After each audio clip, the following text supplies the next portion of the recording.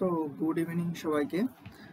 আজকে আমরা যেরকম তোমাদেরকে করে দেওয়া হয়, কোশ্চেনের সলভ করে দেওয়া হয় চ্যাপ্টার ওয়াইজ রিভিশন টেস্টে, সেরকম আজকে আমরা সলভ করব। আমাদের লাস্ট যে ফিজিক্যাল সায়েন্সের পরীক্ষাটা হলো এবং চ্যাপ্টার ওয়াইজ রিভিশন টেস্টের লাস্ট যে ফিজিক্যাল সায়েন্স পরীক্ষা আমাদের হয়েছে, অর্থাৎ যে চ্যাপ্টারগুলো বাকি ছিল 25 তারিখে আমাদের যে পরীক্ষাটা হয়েছে, কি কি চ্যাপ্টার নিয়েছিল? আয়নীয় ও সমযোজী বন্ধন, ধাতুবিদ্যা আর হচ্ছে তোমার জৈব রসায়ন। এই তিনটে চ্যাপ্টারের উপর যে পরীক্ষা হয়েছিল সেই কোশ্চেনগুলো আমরা এবার আজকে সলভ করব, ঠিক আছে? তো চলো শুরু করি। প্রথম কোশ্চেন কি আছে, পেনটা সিলেক্ট করে নিই, ঠিক আছে। দেখো প্রথম কোশ্চেন কি আছে, এর মধ্যে বলেছে যে প্রদত্ত কোন যৌগটি গঠনের ক্ষেত্রে অষ্টক নীতি মান্য হয় না। অষ্টক নীতি মানে কি আগে বলো? আমরা জানি অষ্টক নীতি কাকে বলে, অর্থাৎ প্রত্যেকটা মৌলের পরমাণুর ক্ষেত্রে তার যে শেষ কক্ষপথে 8টা ইলেকট্রন রাখার যে প্রবণতা, তাকে কি বলা হয়? অষ্টক নীতি, তাই তো? 8টা কক্ষপথের শেষ কক্ষপথে 8টা ইলেকট্রন কিন্তু সবাই রাখতে চায়, এটা কি বলা হয়? অষ্টক নীতি বা অষ্টক পূর্তি এটা বলা হয়, ঠিক আছে? তো এই যে চারটে অপশনের মধ্যে কার ক্ষেত্রে অষ্টক নীতি মান্য হয় না? তো আমরা যদি সবার গঠনটা দেখি তাহলে দেখতে পাবো NaCl এর ক্ষেত্রে, NaCl এর ক্ষেত্রে তুমি গঠনে দেখতে পাবে ওরা যখন NaCl এর লুইস ডট গঠন তোমাদের বইয়েতেও আছে বা তোমরা যে কোনো জায়গায় আমি করিয়েছি খাতায়, তখন এই চ্যাপ্টারটা পড়ানোর সময় NaCl এর গঠন যদি দেখো তাহলে অবশ্যই দেখতে পাবে সোডিয়াম আর ক্লোরিন দুজনেরই কিন্তু কি হচ্ছে? অষ্টক পূর্তি হচ্ছে। KCl এরও হচ্ছে, CaO এরও হচ্ছে, শুধু কার হচ্ছে না? এখানে LiH এর হচ্ছে না।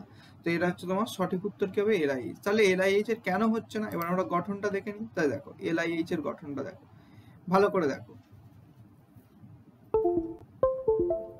সরি আমার মাউসটা একটু ডিস্টার্ব করছিল, ঠিক আছে? দেখো তাহলে LiH এর এখানে আমাদের গঠনটা দেখো কি হবে। দেখো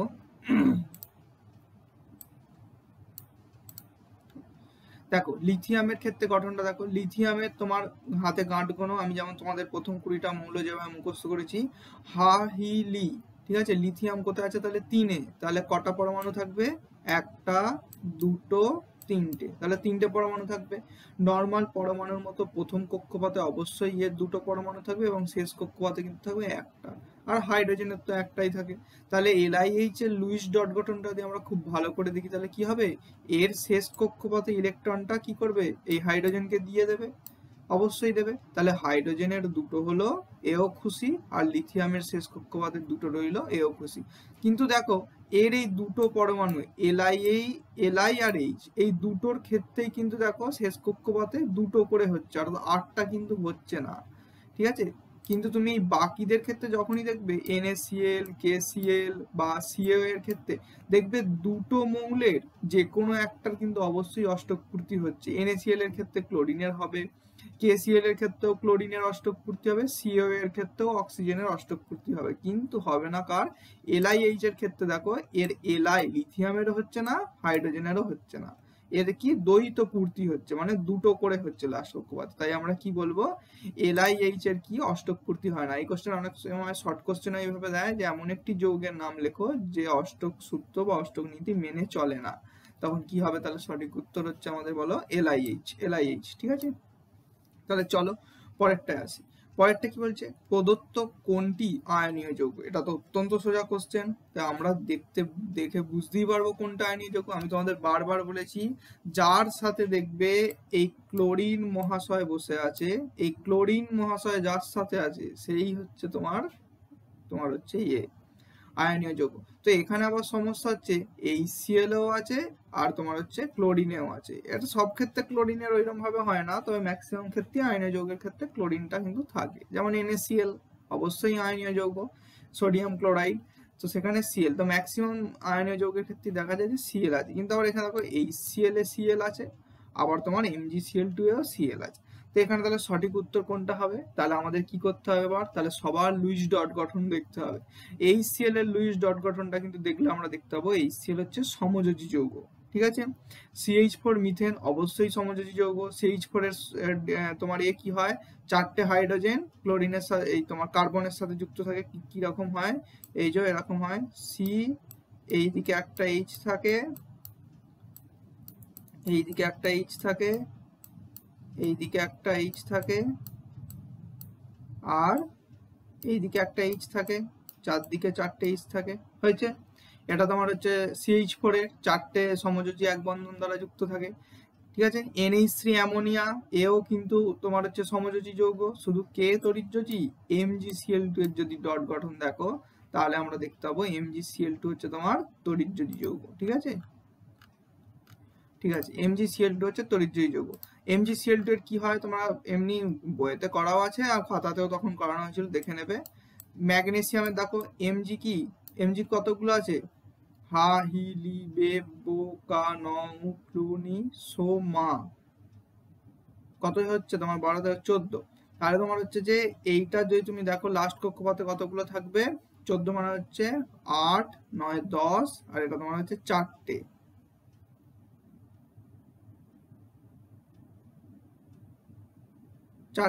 তার মানে এখানে তোমার হচ্ছে তোমার লাস্ট কক্ষপথে থাকবে কত, 4টে। তাহলে 1টা 2টো 3টে আর হচ্ছে তোমার 4টে।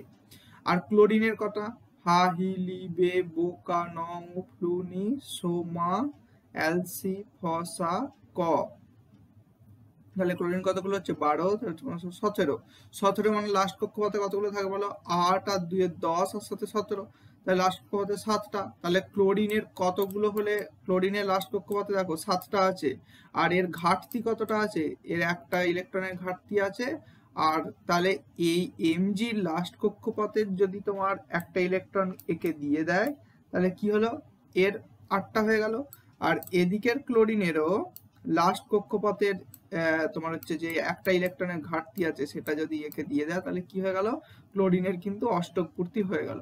তাহলে কি হয়ে গেল, MgCl2, ঠিক আছে।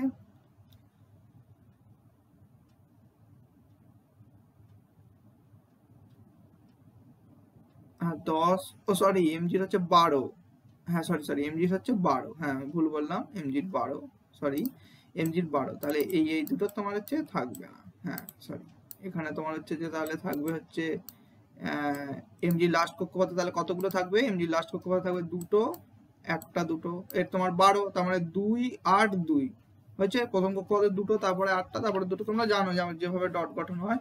তাহলে এই Mg এর এক্সট্রা দুদিকে 2টোটা কাকে দিয়ে দেবে, Cl কে দিলে Cl এরও 8টা হয়ে যাচ্ছে, আর এই দিকে তাহলে আর আরেকটা Cl লাগবে, কারণ Mg তাহলে আরেকটা ইলেকট্রন এক্সট্রা থাকছে, তাকেও দিয়ে দিতে হবে। তাহলে অতএব এরা দুজনে মিলে কি তৈরি করবে, MgCl2, ঠিক আছে। MgCl2 তৈরি হলো। তাহলে এখানে আমাদের সঠিক উত্তর কোনটা হলো, তাহলে MgCl2। MgCl2 হচ্ছে আয়নীয় যৌগ। আর বাকিরা কি, বাকিরা হচ্ছে সমযোজী, মানে এরা দুজনে ইলেকট্রন শেয়ার করে থাকবে, হয়েছে, সমযোজী যৌগ যেরকম হয়। তো চলো আমরা চলে আসি পরের কোশ্চেনে, এখানটা একটু মুছে নিই। চলে আসি আমরা পরের কোশ্চেনে, কি আছে বলছে, সংকর ধাতু জার্মান সিলভারে শতকরা সংযুক্তি হিসেবে সিলভারের পরিমাণ কত। এই কোশ্চেনটা আমি 1000 বার করিয়েছি, আরো ভবিষ্যতে 1000 বার বলবো, কারণ এটা অত্যন্ত গুরুত্বপূর্ণ প্রশ্ন। এটা অত্যন্ত গুরুত্বপূর্ণ প্রশ্ন। কেন এটা গুরুত্বপূর্ণ প্রশ্ন, কারণ জার্মান সিলভার হচ্ছে এমন একটা ধাতু যাতে সিলভার থাকেই না, ওটা চকচকে লাগে বলে ওকে বলা হয় জার্মান সিলভার। জার্মান সিলভার এমন একটা ধাতু যাতে সিলভার থাকেই না, ঠিক আছে। তো এখানে তাহলে সিলভার শতকরা সংযুক্তি কত হবে, সিলভার না থাকলে তার আর কি শতকরা সংযুক্তি হবে, তাহলে কি হবে, এটা সঠিক উত্তর বলো 0%। তাহলে জার্মান সিলভার থাকে না, তাহলে এটা আমাদের চট করে জেনে নিতে হবে যে জার্মান সিলভার তাহলে কি কি নিয়ে তৈরি হয়, জার্মান সিলভার তাহলে কি কি নিয়ে তৈরি হয়, বা জার্মান সিলভারে কি কি থাকে। জার্মান সিলভারে কি কি থাকে দেখো, জার্মান সিলভারে কি থাকে, কপার, জার্মান সিলভারে থাকে কপার, তারপর তোমার থাকে হচ্ছে জিঙ্ক থাকে, আর কে থাকে, জার্মান সিলভারে থাকে কপার, জিঙ্ক আর নিকেল। এই 3টে ধাতু নিয়ে আমাদের তৈরি হয় কি, জার্মান সিলভার, ঠিক আছে। জার্মান সিলভার তাহলে কি কি নিয়ে তৈরি হয়, কপার, জিঙ্ক এবং নিকেল। আমি লিখে দিলাম, তোমরা কিন্তু অবশ্যই ভিডিওটা দেখার সাথে সাথে লিখে নিও। চলো পরের কোশ্চেনে চলে আসি। আচ্ছা, অনেক সময় এগুলো শতকরা সংযুক্তিও পড়ে, ওটা তোমাদের বইতে আছে এই পার্সেন্টেজগুলো, যদি মনে রাখতে পারো ভালো, না চাপ নেওয়ার দরকার নেই, খালি মনে রাখবে কপার, জিঙ্ক আর নিকেল নিয়ে তোমার জার্মান সিলভার তৈরি হয়। চলো পরের কোশ্চেনে চলে আসি।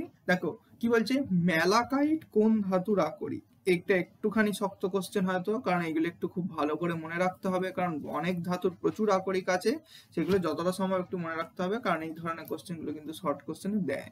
তো চলো দেখো, ম্যালাকাইট কোন ধাতুর আকরিক, মনে রাখবে ম্যালাকাইট হচ্ছে আমাদের তামার আকরিক। ঠিক আছে, ম্যালাকাইট হচ্ছে তামার আকরিক হয়েছে।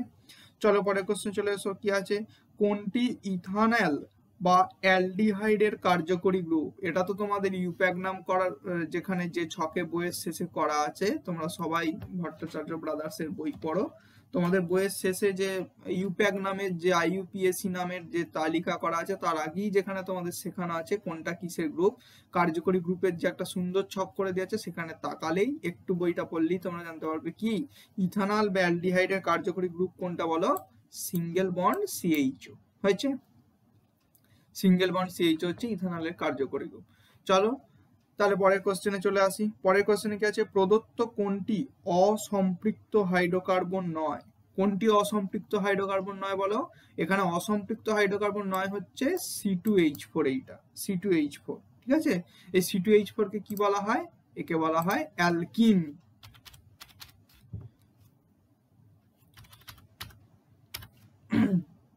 লিখতে হবে, এটা নিচ্ছে না যখন, কিছু করার নাই। অ্যালকিন, C2H4 কি, এটা হচ্ছে অ্যালকিন হয়েছে। C2H4 কি বলো, এটা আমরা বলবো অ্যালকিন হয়েছে, অ্যালকিন। চলো এবার সত্য মিথ্যায় চলে আসি, বিয়ের দাগের যেগুলো ছিল সত্য মিথ্যায় চলে আসি। দেখো বলছে ধাতুর আকরিক থেকে ধাতু নিষ্কাশনে বিজারণ অপরিহার্য। তো এটা একদম ঠিক কথা, কারণ আমরা সবাই জানি ধাতুর আকরিক থেকে ধাতু নিষ্কাশন করতে গেলে বিজারণ করতেই হবে। ঠিক আছে, এটা শর্ট কোশ্চেনও পড়ে আর বড় কোশ্চেনও পড়ে, যে ধাতুর আকরিক থেকে ধাতুর নিষ্কাশন প্রক্রিয়া একটি বিজারণ প্রক্রিয়া ব্যাখ্যা করো, এরকম বড় কোশ্চেন পড়ে। আর শর্ট কোশ্চেনে যেটা দেয় যে জারণ না বিজারণ জানতে চায়, তো অবশ্যই এটা কিন্তু বিজারণ প্রক্রিয়া, মনে রাখবে। চলো পরের কোশ্চেনে চলে এসো, তড়িৎযোজী যৌগের পৃথক অণুর অস্তিত্ব আছে। এইটা কিন্তু আমাদের কি কথা, এটা কিন্তু একদম মিথ্যা কথা। তড়িৎযোজী যৌগে কিন্তু পৃথক অণুর কোনো অস্তিত্ব নেই। এখানে কেন, তার কারণ হচ্ছে তড়িৎযোজী যৌগের কোনো পৃথক অণুর অস্তিত্ব নেই। তড়িৎযোজী যৌগে এরা কি অণুগুলো কি অবস্থায় থাকে জানো, এরা হচ্ছে ত্রিমাত্রিক কেলাসের একটা সজ্জিত অবস্থায় থাকে। ঠিক আছে, এটা তোমরা এইভাবে মনে রাখতে পারো যে এগুলো কেলাস জালকে সজ্জিত অবস্থায় থাকে। ঠিক আছে, কেলাস জালকে এরা সজ্জিত অবস্থায় থাকে, এরা ত্রিমাত্রিক কেলাস জালকে সজ্জিত অবস্থায় থাকে। ঠিক আছে, এরা ত্রিমাত্রিক, এটা নামিয়ে দিই, হ্যাঁ এটা ত্রিমাত্রিক কেলাস জালকে এরা সজ্জিত অবস্থায় থাকে। তো এরা যদি আরেকটু ভালো করে দেখো, এটা তাহলে কি হবে, এখানে ডিটেলসটা দেখো দেওয়া আছে। দেখো এটা কিন্তু মিথ্যা কথা, কারণ হচ্ছে তড়িৎযোজী যৌগের পৃথক অণুতে তোমার হচ্ছে কোনো অস্তিত্ব থাকে না, কারণ এটি ত্রিমাত্রিক স্ফটিক জালকের মধ্যে, মানে ত্রিমাত্রিক 3D স্ট্রাকচারে এটা ধনাত্মক ঋণাত্মক আয়ন দ্বারা গঠিত হয়, এরা কিন্তু ত্রিমাত্রিক কেলাস জালকের অবস্থায় থাকে। ঠিক আছে, তো এখানে ডিটেলসটা আছে, এটা এতটা মানে ডিটেলসটা দরকার নেই, তবু আমি দিয়ে দিলাম। ঠিক আছে, তো এখানে মেন যে এটা হবে তোমার উত্তরটা কি, এটা খালি লিখবে ত্রিমাত্রিক কেলাস জালকে সজ্জিত অবস্থায় থাকে। ঠিক আছে, ঠিক আছে, বা এটা শুধু লিখতে পারো কেলাস জালকে সজ্জিত অবস্থায় থাকে। তো চলো কথা না বাড়িয়ে চলে আসি একদম ঠিক তারপরের কোশ্চেনটা, কি দিয়ে আছে, C2H6 অণুতে সমযোজী বন্ধনের সংখ্যা 7। এটা তো সত্য মিথ্যা লিখতে গেলে তোমাকে একটু পাশে ছোট করে এঁকে নিতেই হবে C2H6 অণু। আর এটা যদি আমরা আঁকো তাহলে অবশ্যই এটা কি দেখতে পাবে, যে এটা একদম হচ্ছে তোমার ঠিক কথা। ঠিক আছে, C2H6 অণুতে তোমার হচ্ছে অবশ্যই সমযোজী বন্ধনের সংখ্যা 7টা। তাহলে এবার কোন বন্ধন কটা করে থাকে, এটাতে কার্বন কার্বন বন্ডিং থাকে কিন্তু একটা। ঠিক আছে, আর 4টে কি থাকে, কার্বন হাইড্রোজেন বন্ধন 4টে করে থাকে। ঠিক আছে,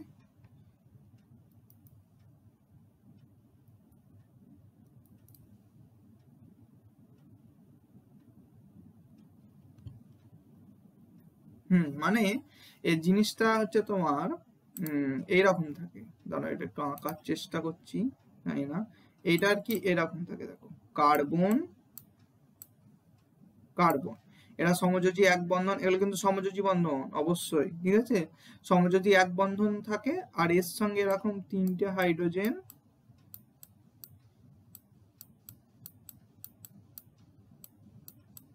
এগুলো সব এইচ, একটু বুঝে নিও। 3টে হাইড্রোজেন থাকে আর এইদিকে তাহলে কটা থাকবে, এদিকেও থাকে 3টে, এইচ এইচ আর হচ্ছে এইচ, হয়েছে। তাহলে দেখো একটা হাইড্রোজেন, দুটো হাইড্রোজেন, 3টে, তাহলে বন্ডিং গুলো কত হলো, একটা বন্ড, দুটো বন্ড, 3টে বন্ড, এদিকে একটা দুটো 3টে, তা 3টে 3টে 6টা হাইড্রোজেন কার্বন বন্ডিং হলো। কারণ দেখো তাহলে এবার এটা মেলাও, H6 মানে 6টা হাইড্রোজেন, দেখো 6টা হাইড্রোজেন আছে নাকি, একটা দুটো 3টে 4টে 5টা 6টা, হয়ে গেছে, মিলে গেছে। আর কার্বন দুটো আছে নাকি, দেখো একটা কার্বন দুটো কার্বন, কার্বনে মিলে গেছে। এবার বন্ডিং গুলো গুনে ফেলি, 1 2 3 4 5 6 7, তাহলে 7টা বন্ডিং থাকে, হয়েছে।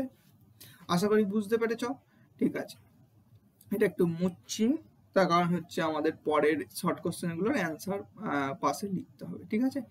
এটা তোমরা কিন্তু অবশ্যই এটা করে নিও, লিখে নিও খাতা দেখে, এই ভিডিওটা দেখে। আর এটা একটু মুছতে হবে, ঠিক আছে। চলো এবার পরের শর্ট কোশ্চেনে চলে আসি। দেখো ওটা হচ্ছে পিভিসি এর মনোমারের নাম ও সংকেত সহলেখ। যে কোনো কোশ্চেন এই ভিডিওটা দেখার পরেও যদি তোমার কোনো উত্তর বুঝতে তোমাদের কারোর কোনো রকম সমস্যা হয়, অবশ্যই কিন্তু আমাদের সাথে যোগাযোগ করবে, আলাদাভাবে আবার ভালো করে বুঝিয়ে দেওয়া হবে। চলো পরেরটা এসো, দেখো কি আছে, পিভিসি এর একটি মনোমারের নাম ও সংকেত, মনোমারের নাম সংকেত সহ লেখো। ঠিক আছে, নামটা তো অবশ্যই মনে থাকবে, কারণ আমি পড়ানোর সময় বলেছিলাম পিভিসির পুরো কথা যদি তুমি জানো তাহলে কিন্তু নামটা লেখা এমন কোনো শক্ত ব্যাপার নয়। পিভিসির পুরো কথা কি বলো, পলিভিনাইল ক্লোরাইড, আর পিভিসির মনোমারের নাম কি, ভিনাইল ক্লোরাইড। তখন পড়ানোর সময় বলেছিলাম যে পিভিসির পুরো কথাটা মনে রাখতে পারলেই পলিমারও এই মনোমারের নামও মনে থাকবে। তাহলে পিভিসির মনোমার কি বলো, এটা হচ্ছে vinyl chloride, vinyl chloride.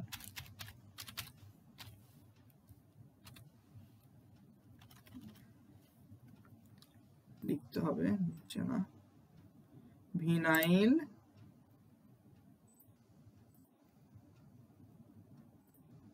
Chloride, ঠিক আছে, ভিনাইল ক্লোরাইড। তো এবার সংকেত কি, এখানে দেখো আমি কিন্তু তোমাদের এবার যে সংকেতগুলো লিখবো, এই যেমন ধরো C2H6 যেগুলো লিখবো, আমি কিন্তু পরপর লিখবো, ওটা একটু বুঝে নিও যে 2 গুলো নিচে আছে। তাহলে এটা আমাদের সংকেত কি হবে, CH2, এই যে CH এর পাশে যে 2টা লিখলাম, এই 2টা নিচে আছে, ঠিক আছে, CH2 CHCl, CH2 double bond CHCl, ঠিক আছে, CH2 CHCl, এটা হচ্ছে তোমার আমাদের ভিনাইল ক্লোরাইডের তোমার হচ্ছে সংকেত, ঠিক আছে। তাহলে পিভিসি এর মনোমারের নাম কি, পিভিসি এর মনোমারের নাম হচ্ছে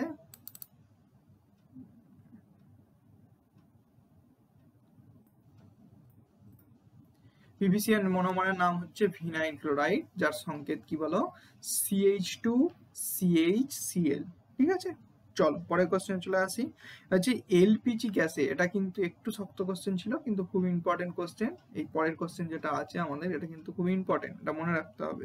সেটা হচ্ছে কি, এলপিজি সিলিন্ডারে দুর্গন্ধযুক্ত যে পদার্থটি থাকে তার নাম সংকেত সহ লিখতে বলেছে। তো মনে রাখবে এটা, যে এলপিজি সিলিন্ডারে দুর্গন্ধযুক্ত যে পদার্থটা থাকে তার নাম হচ্ছে ইথাইল মারক্যাপটান। এটা পড়ানোর সময় আমি হয়তো বলেছিলাম, তোমরা ভুলে গেছো। এটা হচ্ছে সরি ইথাইল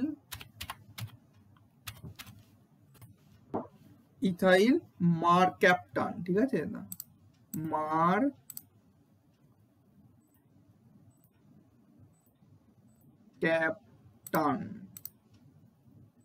ইথাইল মারক্যাপটান, ঠিক আছে। তো এর সংকেতটাও আমরা জেনে নিই, এর সংকেত হচ্ছে কিন্তু CH3CH2SH, ঠিক আছে, CH3CH2SH হয়েছে। এর সংকেত ইথাইল মারক্যাপটানের সংকেত কি CH3CH2SH। আচ্ছা এখানেও এই CH3CH2 এই 3 2 এগুলো সব সাফিক্সে মানে নিচে, হ্যাঁ এইচ এর নিচে যেমন লেখো মানে পাশে নিচে সেরকম, ঠিক আছে। হ্যাঁ মানে তোমার হচ্ছে যে আশা করি বুঝতে পারছো কি বলছি, এটা হচ্ছে এরকম এই CH3 যেমন পাশে লেখো এরকম, ঠিক আছে। এখানে আর কি ওই মানে ফাংশনটা নেই যে নিচে লেখা, এখানে ওই জন্য আমি পাশেই লিখতে হচ্ছে। এটা একটু বুঝে নিও যে CH3 তোমরা কিন্তু উত্তর লেখার সময় এটা নিচে লিখবে CH3CH2SH, ঠিক আছে। ইথাইল মারক্যাপটান অর্থাৎ এলপিজি গ্যাস সিলিন্ডার খুললে যে বাজে গন্ধযুক্ত গ্যাসটা নাকে আসে ওটা হচ্ছে ইথাইল মারক্যাপটান। তো চলো পরের কোশ্চেনে চলে আসি। এটা অত্যন্ত সোজা কোশ্চেন ছিল, 1000 বার করিয়েছি। সেটা হচ্ছে কি কাঁচা ফল পাকাতে কোন জৈব গ্যাস ব্যবহার করা হয়? এটা অবশ্যই আশা করি সবাই জানো, কাঁচা ফল পাকাতে কোন জৈব গ্যাস ব্যবহার করা হয়? ইথিলিন। কাঁচা ফল পাকাতে কি ব্যবহার করা হয়? ইথিলিন,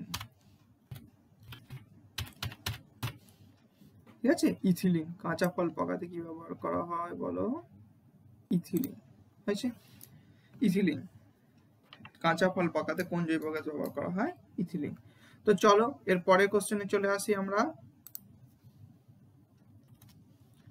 পরের কোশ্চেন কি আছে দেখো, বলছে CH3CH2CH2OH এর ইউপ্যাক নাম কি? CH3CH2CH2OH এই ইউপ্যাক নাম কি? এর IUPAC নাম কি হবে বলো? তোমাদের বইতে আছে যে CH3CH2CH2OH এই যৌগটার IUPAC নাম কি হবে? আমি এখানে দিয়ে দিয়েছি, দাও এই দাও এখানে দিয়ে দিয়েছি CH3CH2CH2OH। তোমাদের এটা কিন্তু এইরকম একসাথেই থাকবে, যৌগটা কিন্তু এখানে তোমাদেরকে এরকম একসাথেই থাকবে, এটা বুঝে নিতে হবে যে সিঙ্গেল বন্ড আছে মাঝে মাঝে, ঠিক আছে। দেখো এটাকে যদি তোমরা বন্ডে ভাঙো কি হবে? CH3CH2CH2OH, দেখো CH3CH2CH2OH। তো আগে আমাদের ইউপ্যাক নামের যে ধাপগুলো একে একে আছে সেগুলো করতে হয়, সেগুলো করতে হবে। যেমন দেখো আগে আমাদের গুনতে হবে কতগুলো কার্বন আছে, 3টে কার্বন, তাহলে কি হয়? প্রোপ। আবার দেখো সিঙ্গেল বন্ড আছে তাহলে হবে তোমার আন। আর তারপর কি হবে বলো? এখানে আমাদের OH গ্রুপ আছে, তাহলে OH গ্রুপ থাকলে কি হয়? অল। OH গ্রুপ কত নম্বর কার্বনের সাথে আছে? 1 নম্বর কার্বনের সাথেই OH গ্রুপটা লেগে আছে, তাহলে আমাদের কি হবে? প্রোপান 1 অল। সেটাকে আমরা এক কথা কি বলি? প্রোপানল, বা এটাকে আমরা কি লিখবো? প্রোপান 1 অল, ঠিক আছে। তাহলে এখানে আমাদের এইটাকে কি লিখবো বলো? আমরা এর সঠিক উত্তর কি লিখবো? প্রোপান 1 অল।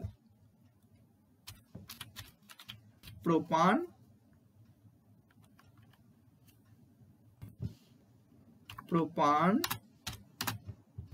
1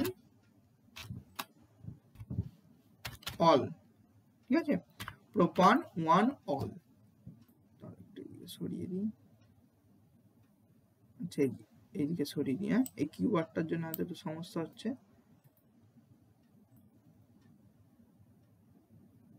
এদিকে একটু সরিয়ে দিলাম সোজা, ঠিক আছে। তাহলে কি হবে দেখো? প্রোপান 1 অল, ঠিক আছে। আচ্ছা এবার পরেরটায় চলে এসো। পরের যৌগটা কি আছে দেখো? CH3CH2COOH এর ইউপ্যাক নাম কি হবে? এর ইউপ্যাক নাম কি হবে? দেখো এটাও দিয়ে দিয়েছি আমি, তোমাদের বইয়েই আছে CH3CH2COOH হয়েছে। এর ইউপ্যাক নাম কি হবে? তাহলে আমরা আগে গুনবো কতগুলো কার্বন আছে, 3টে কার্বন, তাহলে কি হবে? প্রোপ। আচ্ছা এরপর কি আছে দেখো, তোমার হচ্ছে যে কতগুলো সর্বোচ্চ বন্ড আছে? সিঙ্গেল বন্ড, এটাও সিঙ্গেল বন্ড, এটাও সিঙ্গেল বন্ড, তাহলে কি হবে? আন। এবার কি হবে দেখো? COOH গ্রুপ আছে, আমরা কি জানি? COOH গ্রুপ থাকলে কি হয়? ওইক অ্যাসিড, ঠিক আছে। তাহলে এর কি নাম হবে বলো? প্রোপান ওইক অ্যাসিড, এক কথা আমরা কি বলবো একে? প্রোপানোইক অ্যাসিড হয়েছে। তাহলে এর ইউপ্যাক নাম আমরা কি লিখবো বলো? এর পাশে লিখে নিই propanoic acid. Propanoic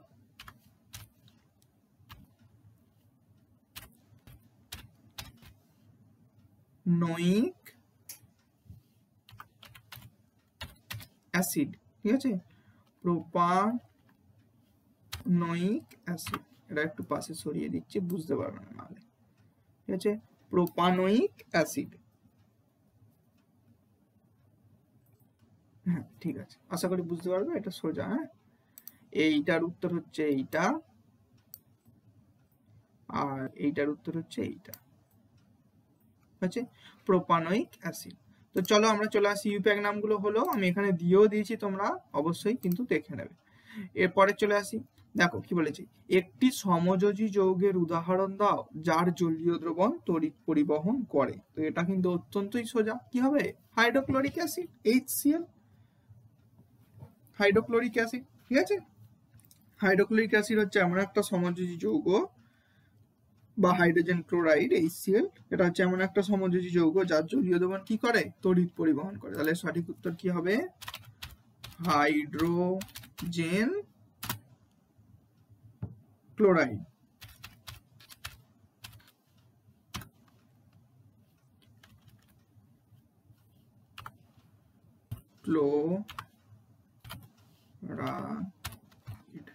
hydrogen chloride. ঠিক আছে, তো এর পাশে আমরা ব্র্যাকেটের সংকেত লিখে নেব HCl।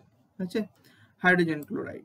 হাইড্রোজেন ক্লোরাইড হচ্ছে এমন একটা সমযোজী যৌগ যার জলীয় দ্রবণ কি করে, তড়িৎ পরিবহন করে। অবশ্যই তড়িৎ পরিবহন করে, কারণ HCl হচ্ছে অত্যন্ত তীব্র তড়িৎ পরিবাহী অ্যাসিড। হয়েছে, তো চলো পরের কোশ্চেন চলে আসি। একটি সমযোজী ত্রিবন্ধনযুক্ত মৌলিক অণুর নাম লেখো। সমযোজী ত্রিবন্ধনযুক্ত মৌলিক অণুর নাম কি হবে বলো? নাইট্রোজেন, নাইট্রোজেন, নাইট্রোজেন সমযোজী ত্রিবন্ধনযুক্ত। ঠিক আছে,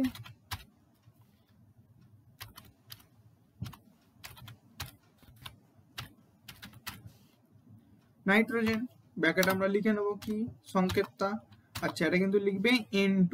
ঠিক আছে, N2 লিখতে হবে। আচ্ছা, এই 2টা কিন্তু নিচে, আবারও বলছি, আমার এখানে সিস্টেমে এটা নেই, মানে অ্যালাউ নেই বলে আমি এটাকে পাশে লিখতে হচ্ছে। ঠিক আছে, N2টা কিন্তু নিচে, যেমন দেখালাম, যেমন এইগুলো নিচে হবে, CH3 CH2, এবং N2টাও নিচে, মানে N এর পাশে নিচে 2টা, নাইট্রোজেনের যেটা সংকেত।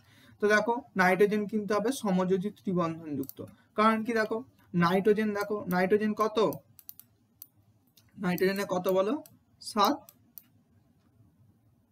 হয়েছে, তাহলে 7 মানে কি, শেষ কক্ষপথে কতগুলো থাকবে,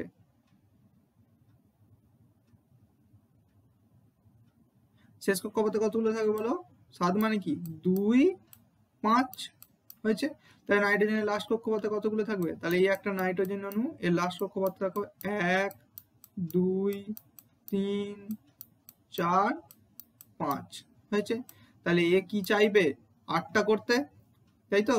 আর তাহলে কি করবে, আর একটা নাইট্রোজেন অণুকে নাও, তারও কি হবে, লাস্ট কক্ষপথে 5টা, 1 1 2 3 4 5। হয়েছে, তাহলে দেখো এর 5টা, এর 5টা, তাহলে এও চাইবে 8টা করতে, আর এও চাইবে 8টা করতে।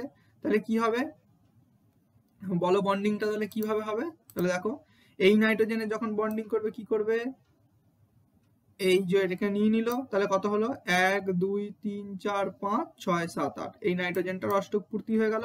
আর এই নাইট্রোজেনটা যখন বন্ডিং করবে কি করবে, একে নেবে, নিজের 5টা আর এর 3টেকে নেবে, তাহলে দেখো এই নাইট্রোজেনটারও অষ্টক পূর্তি হলো, 1 2 3 4 5 6 7 8 হলো। তাহলে নাইট্রোজেন নাইট্রোজেনের মধ্যে বন্ডিং কত হলো, এন এর মধ্যে কতগুলো ইলেকট্রনের পেয়ার হয়েছে, 1টা 2টো 3টে, তাহলে 1 2 3 হলো সমযোজী ত্রিবন্ধনযুক্ত যৌগ। তাহলে কি হলো, অবশ্যই আমাদেরকে কিন্তু উত্তরটা কি লিখতে হবে, নাইট্রোজেন মানে N2। আশা করি বোঝাতে পেরেছি। চলো পরের কোশ্চেনে চলে আসি। এমন একটি আয়নীয় যৌগের সংকেত লেখো যার ক্যাটায়ন ও অ্যানায়ন দুটিরই ইলেকট্রন বিন্যাস হিলিয়াম পরমাণুর মতো। তো এটা কি হবে বলো, এটা হচ্ছে আমাদের হবে লিথিয়াম হাইড্রাইড মানে LiH। একটু আগেই প্রথম কোশ্চেনে যেটা করেছি যে কোনটার অষ্টক পূর্তি হয় না, তো এটা কি হবে আমাদের বলো, লিথিয়াম হাইড্রাইড। ঠিক আছে, LiH লিখে নি,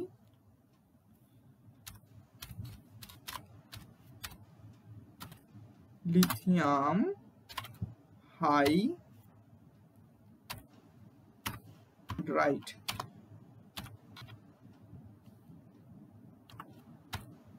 লিথিয়াম হাইড্রাইড, ঠিক আছে, লিথিয়াম হাইড্রাইড এর সংকেত কি, LiH। হয়েছে। লিথিয়াম হাইড্রাইড যার সংকেত হচ্ছে আমাদের LiH, ঠিক আছে। তাহলে একটি আয়নীয় যৌগের নাম লেখো যার ইলেকট্রন, যার ক্যাটায়ন আর অ্যানায়ন দুটি ইলেকট্রন বিন্যাস হিলিয়াম পরমাণুর মতো, সেটা হচ্ছে কি হবে বলো, লিথিয়াম হাইড্রাইড। তার কারণ আমি একটু আগে তোমাদেরকে দেখালাম, দেখো লিথিয়ামের যদি তোমাদের এটা ইলেকট্রন বিন্যাসে তাকিয়ে দেখো তো কি দেখতে পাবো, যে দুটোই কিন্তু হিলিয়াম পরমাণু। মানে হিলিয়াম পরমাণু কি দেখো, হা হি, হিলিয়াম কত, He, হিলিয়ামের পরমাণু ক্রমাঙ্ক কত বলো, 2, হিলিয়ামের পরমাণু ক্রমাঙ্ক 2। তাহলে লিথিয়াম আর হাইড্রোজেন তড়িৎযোজী হওয়ার পরে কি করেছে, লিথিয়াম তো H কে একটা দিয়েছে, তাহলে লিথিয়ামের এখন কত, 2 আর হাইড্রোজেনের কত, 2। আর হিলিয়াম পরমাণুর কতগুলো থাকে, হিলিয়ামের তো সুস্থির ইলেকট্রন বিন্যাস, হিলিয়ামের 2, ঠিক আছে, এর লাস্ট কক্ষপথে 2, হিলিয়ামের সুস্থিত ইলেকট্রন বিন্যাস। তাহলে দেখো হাইড্রোজেনেরও 2, লিথিয়ামেরও 2, ঠিক আছে। তাহলে কি হচ্ছে, লিথিয়ামও হিলিয়াম পরমাণুর মতো ইলেকট্রন বিন্যাস লাভ করছে, হাইড্রোজেনও হিলিয়াম পরমাণুর মতো ইলেকট্রন বিন্যাস লাভ করছে। তো সেটাই আমাদের কোশ্চেনে জানতে চেয়েছিল, যে এমন একটি আয়নীয় যৌগের নাম আর সংকেত লেখো যার ক্যাটায়ন আর অ্যানায়ন দুটিরই ইলেকট্রন বিন্যাস হিলিয়াম পরমাণুর মতো। তো এটা সঠিক উত্তর তাহলে কি হবে, লিথিয়াম হাইড্রাইড। আশা করি আমি এটা বুঝিয়ে দিতে পেরেছি যে কেন লিথিয়াম হাইড্রাইডটা সঠিক উত্তর হলো, কারণ লিথিয়াম হাইড্রোজেন দুটোই দেখো হিলিয়ামের মতো শেষ কক্ষপথে 2 করে ওদের ইলেকট্রন হচ্ছে দেওয়া নেওয়ার পরে, ঠিক আছে, অর্থাৎ LiH যৌগ গঠনের পরে হয়েছে। LiH যৌগ গঠনের পরে লিথিয়াম আর হাইড্রোজেন দুজনেরই ইলেকট্রন বিন্যাস হিলিয়াম পরমাণুর মতো হচ্ছে। আশা করি বোঝাতে পেরেছি। তাও যদি কিছু অসুবিধা হয় কিন্তু নিশ্চয়ই আমায় আবার জিজ্ঞাসা করবে। তো দেখো চলে আসি পরের কোশ্চেনে, কি বলেছে, ধাতু নিষ্কাশন করে তড়িৎ বিশ্লেষণ করে ধাতু নিষ্কাশনের একটি উদাহরণ দাও। তো তড়িৎ বিশ্লেষণ করে ধাতু নিষ্কাশনের একটি উদাহরণ কি হবে, দেখো আমি এখানে উত্তর দিয়ে দিয়েছি। তড়িৎ বিজারণ পদ্ধতিতে ধাতু নিষ্কাশনের উদাহরণ কি হবে, তড়িৎ বিশ্লেষণ পদ্ধতিতে কোন সব ধাতুগুলোকে নিষ্কাশন করা হয়, মনে রাখবে, সোডিয়াম, তারপর তোমার পটাশিয়াম, ক্যালসিয়াম, ম্যাগনেসিয়াম, অ্যালুমিনিয়াম, এই সমস্ত ধাতুর অক্সাইড গুলোকে কিন্তু তোমার হচ্ছে অক্সাইড, হাইড্রাইড বা ক্লোরাইডকে গলিত অবস্থায় কিন্তু তড়িৎ বিশ্লেষণ করে তোমার হচ্ছে ধাতুগুলোকে কি করা হয়, নিষ্কাশন করা হয়, ঠিক আছে, ধাতুগুলোকে নিষ্কাশন করা হয়। তাহলে তড়িৎ বিশ্লেষণ করে ধাতু নিষ্কাশনের একটি উদাহরণ কি হবে, তোমরা যে কোনো উদাহরণ দিতে পারো, sodium, potassium, calcium, magnesium, aluminium, যাকে খুশি লিখতে পারো, ঠিক আছে, যে কোনো একটা, হয়েছে, একটি উদাহরণ চেয়েছে, যে কোনো একটা লিখবে। তো চলো পরের কোশ্চেনে চলে আসি, সমুদ্রগামী জাহাজে মূর্ছে ধরার জন্য কোন আয়ন দায়ী, এটা মনে রাখবে, এটা অত্যন্ত সোজা কোশ্চেন, হয়তো দেখে ভয় লাগছে, তার কারণ সমুদ্রগামী জাহাজে মূর্ছে ধরার জন্য কোন আয়ন দায়ী। আমরা কি জানি সমুদ্রের জলে কি থাকে, লবণ জল, লবণাক্ত জল, তাহলে কি থাকে বলো, NaCl থাকে। তার মধ্যে মরচে ধরার জন্য কোনটা দায়ী, নিশ্চয়ই যেটা মাইনাস সেটা মরচে ধরার জন্য দায়ী। NaCl কি করলে মানে ভাঙলে কি হয় বলো, Na+Cl-। আর আমরা জানি লোহায় মরচে ধরার জন্য সবচেয়ে বড় ভূমিকা পালন করে ক্লোরাইড আয়ন। আর সমুদ্রের জলে তো প্রচুর পরিমাণে ক্লোরাইড আয়ন আছে, কারণ নোনতা জল, লবণাক্ত জল, প্রচুর পরিমাণে NaCl উপস্থিত আছে, মানে আমাদের যেটা বলি লবণ, যার সংকেত NaCl। তো সেই NaCl সমুদ্রের জলে প্রচুর পরিমাণে থাকার জন্য সমুদ্রের জলে মরচে ধরার জন্য যথেষ্ট পরিমাণ ওখানে ক্লোরাইড আয়ন কিন্তু পেয়ে যায়। আর জাহাজের নিচেটা তো জলের সঙ্গে বা কিছুটা জলের নিচে থাকে, তো সেই অংশটা কিন্তু প্রচুর পরিমাণ মরচে পড়ে। তো এখানে আমাদের যেটা কোশ্চেন, কোন আয়ন দায়ী বলো, আমরা কি লিখবো এখানে, ক্লোরাইড আয়ন দায়ী, ঠিক আছে।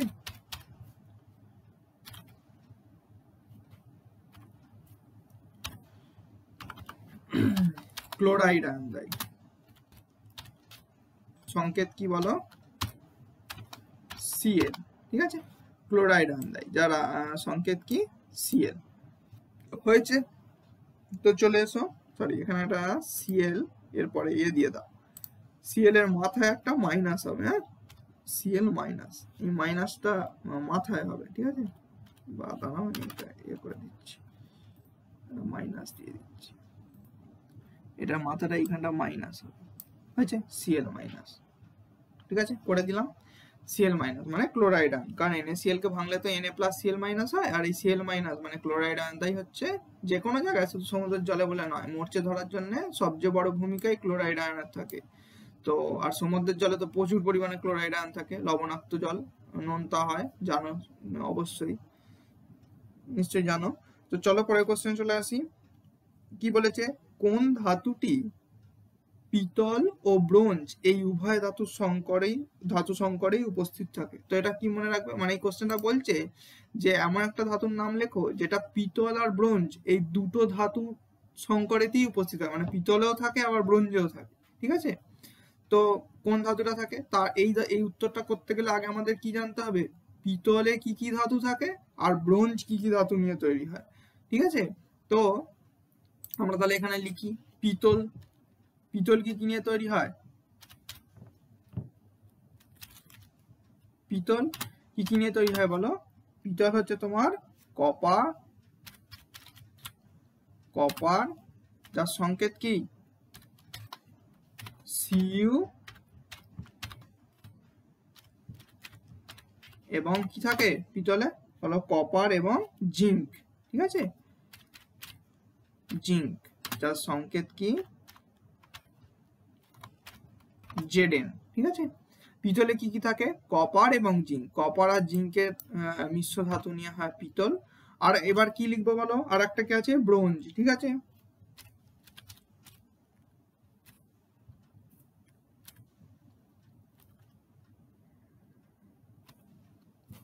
আচ্ছা ব্রোঞ্জ। ব্রোঞ্জে কি কি থাকে দেখো, ব্রোঞ্জে কি কি থাকে বলো, কপার থাকে আর টিন থাকে বোধহয় এসে। ঠিক আছে, কপার থাকে মানে হচ্ছে তোমার Cu এবং Sn থাকে। ঠিক আছে, Sn মানে তোমার হচ্ছে সম্ভবত টিন Sn। দাঁড়াও আমি তো আবার দেখে নিচ্ছি।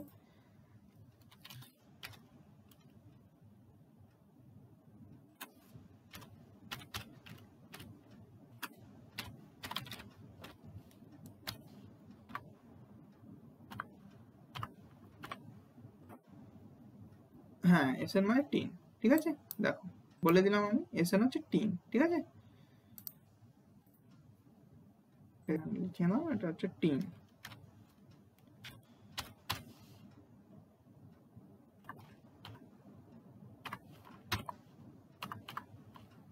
আচ্ছা টিন হয়েছে। তাহলে পিতল কি কি ধাতু নিয়ে তৈরি হয়, পিতল হচ্ছে তোমার কপার এবং জিঙ্ক। আর ব্রোঞ্জ কি কি ধাতু নিয়ে তৈরি হয়, ব্রোঞ্জ হচ্ছে তোমার কপার আর তার সাথে টিন থাকে। ঠিক আছে, তাহলে দেখো কোন ধাতুটা কমন আছে, দেখো পিতলেও কপার আছে আবার ব্রোঞ্জেও কপার আছে। তাহলে উভয় ধাতু সংকরে অর্থাৎ পিতল ও ব্রোঞ্জে কোন ধাতু উপস্থিত আছে, দুটোতেই ব্রোঞ্জ। তাহলে আমাদের এখানে সঠিক উত্তর সরি কপার, তাহলে এখানে আমাদের সঠিক উত্তর কি হবে বলো, কপার। ঠিক আছে, আমরা অবশ্যই পাশে সংকেতটা লিখে দিলে খুবই ভালো হয়, Cu হয়েছে। কপার, কপার মানে কি তামা। ঠিক আছে, কপার বা তামা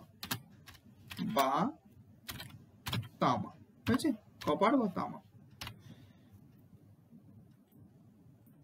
ঠিক আছে, তাহলে এখানে উত্তর কি হলো, কপার বা তামা। চলো চলে আসি ঠিক পরের কোশ্চেনে কি আছে। এবার আমাদের সব 2 নম্বরের বড় কোশ্চেন। তো আমাদের সব শর্ট কোশ্চেনের সলভ কিন্তু আমরা করে ফেললাম। তোমাদের যে কোনো আশা করি অনেকটাই ভালো করে বলতে পেরেছি। তবু যদি কোনো কোশ্চেনে সমস্যা থেকে থাকে অবশ্যই কিন্তু আমায় জানাতে ভুলবে না। চলো 2 নম্বর কোশ্চেনে চলে এসো। 2 নম্বর কোশ্চেনে কি আছে দেখো, প্রথমেই যেটা তোমাদের আছে এবার ইথিলিন অণুর লুইস ডট গঠন অঙ্কন করো। তো চলো দেখো আমি তোমাদের এখানে দিয়ে দিয়েছি ইথিলিন অণুর লুইস ডট গঠন। এই যে দেখো ইথিলিন অণুর লুইস ডট গঠন দিয়ে দিয়েছি। তো এখানটা দেখলেই তোমরা বুঝতে পারবে ইথিলিনের সংকেত কি। ইথিলিন অণুর লুইস ডট গঠন করতে গেলে আগে তোমাকে জানতে হবে ইথিলিনের সংকেত। ইথিলিনের সংকেত কি C2H4। তো এখানে দেখো দেখলেই দেখতে পাবে C2H4। তার মধ্যে দেখো তাহলে দুটো কার্বন আছে আর আমাদের এখানে দুটো করে হাইড্রোজেন আছে। দেখো কার্বনের লাস্ট কক্ষপথের 4টে, এটা 4টে, আর তাহলে এরা দুজনের মধ্যে দেখো দুটো ইলেকট্রনের এই যে এখানটা দেখো সুন্দর করে করে দিয়েছে। কার্বনের শেষ কক্ষপথের 4টে, এর মধ্যে কার্বন কার্বন দেখো ডবল বন্ড আছে, এই একটা বন্ডিং করেছে এই একটা করেছে, আর হাইড্রোজেনের সাথে একটা করে সিঙ্গেল বন্ড নিয়েছে, এই হাতটা হাত এই একটা হাত। দেখো এখানে হাতগুলো দিয়েও করে দিয়েছে। ঠিক আছে, তাহলে এর এখানে সমযোজী দ্বিবন্ধন। তোমার খালি চিত্রটা আঁকতে হবে, তোমার এইটা দেখাতে হবে, এটা দেখাতে হবে, আর এইটা। ঠিক আছে, 2 নম্বরের আছে। তো দিয়ে দিলাম ইথিলিন অণুর গঠন, বইতেও আছে। আচ্ছা এবার হচ্ছে ফ্লুরিনের F2 অণুর লুইস ডট গঠন করেছে, একইভাবে আমি F2 অণু দিয়ে দিয়েছি ফ্লুরিন অণু। ঠিক আছে, দেখলেই বুঝতে পারবে। ফ্লুরিনের লাস্ট কক্ষপথে কতগুলো থাকে? 1 2 3 4 5 6 7টা, আর এরও থাকে 7টা। ঠিক আছে, তাহলে এ কি করে, তাহলে কি করে, এরা নিজেদের মধ্যে দেয়া নেয়া করে দেয়। মানে ফ্লুরিনের যখন চেকিং এ আসে তখন কি করে, এর 7টা আর এই ফ্লুরিনের এই একটাকে নিয়ে ও 8টা হয়ে যায়, আবার এর যখন চেকিং এ আসে তখন এর এইটাকে নিয়ে ও 8টা হয়ে যায়। হয়েছে? তাহলে এদের মধ্যে কি বন্ধন উপস্থিত বলে? একটা ইলেকট্রন শেয়ার করছে, তাহলে সমযোজী এক বন্ধন উপস্থিত। ঠিক আছে, চলো এবার পরের কোশ্চেনে চলে আসি। চিনির জলীয় দ্রবণ তড়িৎ পরিবহন করতে পারে না, কিন্তু সোডিয়াম ক্লোরাইডের জলীয় দ্রবণ তড়িৎ পরিবহন করতে পারে কেন? এই কোশ্চেনটা কিন্তু এইভাবে পড়ে যে সমযোজী যৌগের জলীয় দ্রবণ তড়িৎ পরিবহন করতে পারে না, কিন্তু তড়িৎযোজী যৌগের জলীয় দ্রবণ তড়িৎ পরিবহন করতে পারে কেন? কারণ এর প্রথম উত্তর কি হবে, চিনির জলীয় দ্রবণ কেন তড়িৎ পরিবহন করতে পারে না? কারণ চিনির সমযোজী যৌগ।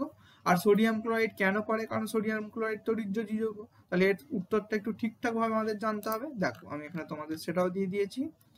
ঠিক আছে, তার কারণ দেখো NaCl হচ্ছে আয়নীয় যৌগ, তাই ধ্রুবীয় দাবক, যেমন জলে দ্রাব্য, কিন্তু তোমার হচ্ছে কি, তাই দেখো NaCl এর জলীয় দ্রবণে Na+ আর Cl- অ্যানায়নের অস্তিত্ব থাকে, তাই এটি তড়িতের সুপরিবাহী।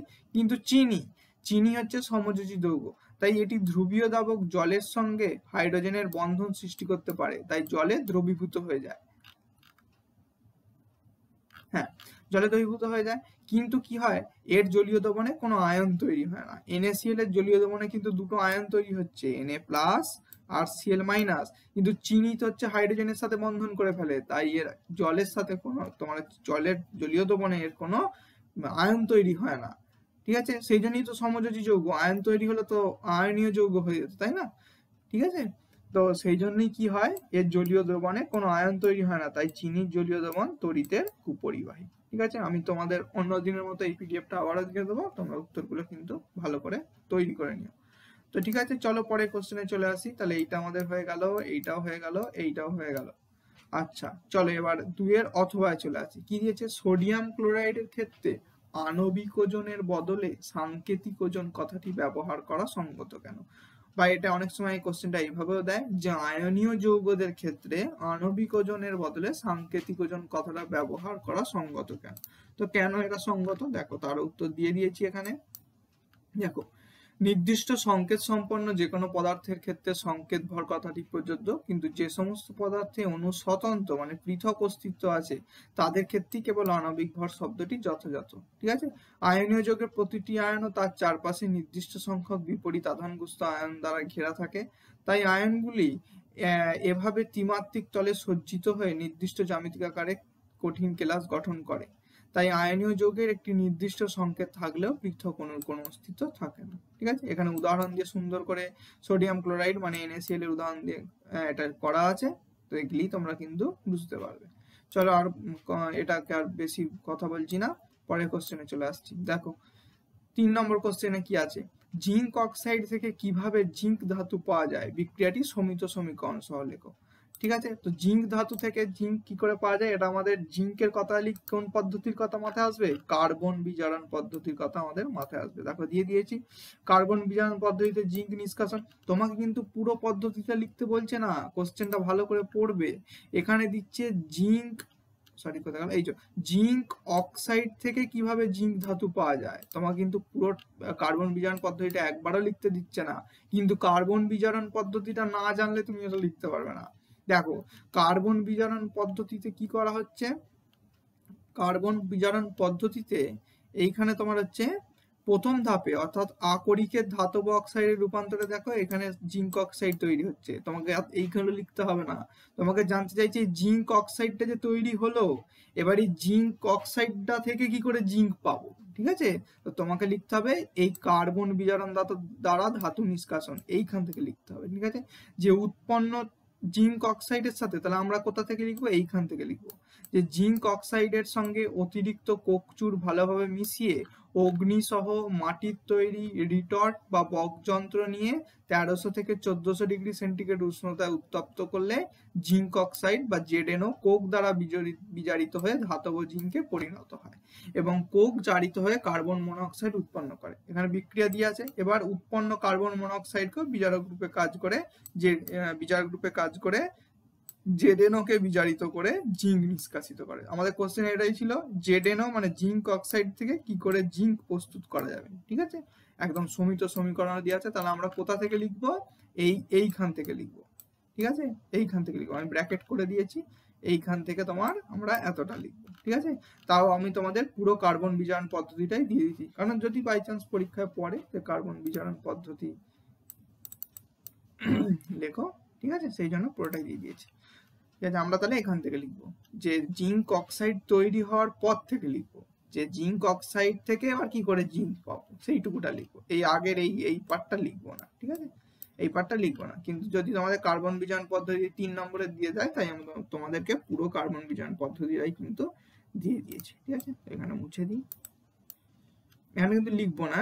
আমরা এই কোশ্চেনের ক্ষেত্রে কিন্তু এইখানটা লিখবো না, হয়েছে, আমরা এই কোশ্চেনের ক্ষেত্রে কিন্তু এতটা পার্ট লিখবো না। কোথা থেকে লিখবো, এইখান থেকে লিখবো। এই যে আমি যতটা ব্র্যাকেট শুরু করেছি জিঙ্ক অক্সাইডের, এইখান থেকে লিখবো যে জিঙ্ক অক্সাইডের সঙ্গে এইখান থেকে এইখানে বিক্রিয়া অবধি লিখবো। হয়েছে, চলো পরের কোশ্চেনে চলে আসি। তাহলে এটা হলো চলো এবার। অথবা কি বলছে, থার্মিট পদ্ধতির নীতি সহ সমীকরণটি লেখো। এটা বইতেও আছে, আমি এখানে দিয়েও দিয়েছি, থার্মিট পদ্ধতির নীতি দিয়ে দিয়েছি। আর তোমার হচ্ছে এটা একটা মনে রাখবে, থার্মিট পদ্ধতিকে কিন্তু গোল্ডস্মিথের থার্মিট পদ্ধতিও বলা হয় বা অ্যালুমিনিয়াম থার্পিও বলা হয়। আচ্ছা, তার সঙ্গে বিক্রিয়ার সমীকরণও দিয়ে দিয়েছি, 3টে সমীকরণ থার্মিট পদ্ধতি তোমরা জানো। আচ্ছা চলো, এটা নিয়ে আর বেশি বলছি না, পরের কোশ্চেনে চলে এসো। থার্মিট হলো, এবার হচ্ছে এটাও কোশ্চেনটা আমি তোমাদের অনেকবার করেছি, বইয়ের প্রথম পাতাতেই লেখা আছে, ধাতুবিদ্যা যে চ্যাপ্টারে শুরু হচ্ছে, যে সব আকরিকই খনিজ, কিন্তু সব খনিজ আকরিক নয়। এটা ব্যাখ্যা করো। এটা উত্তর আমি দিয়ে দিয়েছি, যে সব খনিজ কেন আকরিক আর সব আকরিক কেন খনিজ নয়। এই সরি, সব আকরিকই খনিজ, কিন্তু সব খনিজ কেন আকরিক নয়। ওই যে তোমাদের বইতেও দেখবে এই উদাহরণটা দিয়ে আছে, আয়রন পাইরাইটস আর রেড হেমাটাইট দিয়ে। তো এটা অনেকবার বলেছি আর বলছি না, এখানে উত্তরটা দিয়ে দিলাম। তোমাদের বইতেও কিন্তু প্রথমেই লেখা আছে একদম ধাতুবিদ্যা অধ্যায়ে, আর এখানে সুন্দর করে উত্তরটা দেওয়া আছে। আমি তোমাদের অবশ্যই তো এটা দিয়ে দেবো, তোমরা কিন্তু উত্তরটা তৈরি করে নিও। যদিও এটা আমি অনেকবার বলেছি, এই জন্য এটা আলাদা করে বলছি না। ঠিক আছে, চলো পরের কোশ্চেন চলে আসছি, না ভিডিওটা অনেক বড় হয়ে যাবে। যেগুলো বোঝানোর দরকার সেগুলো আমি ঠিক বুঝিয়ে দিচ্ছি, আর যেগুলো অনেকবার করিয়েছি বা বোঝানোর সেরকম কিছু নেই, সেগুলো আমি একটু হালকা করে বলছি। ঠিক আছে, আচ্ছা এটা দেখো, এটা আমি তোমাদের খাতায় লিখিয়ে দিয়েছিলাম যে আম্লিক খাদ্য মানে টক জাতীয় খাদ্য অ্যালুমিনিয়ামের পাত্রে রাখা উচিত নয় কেন।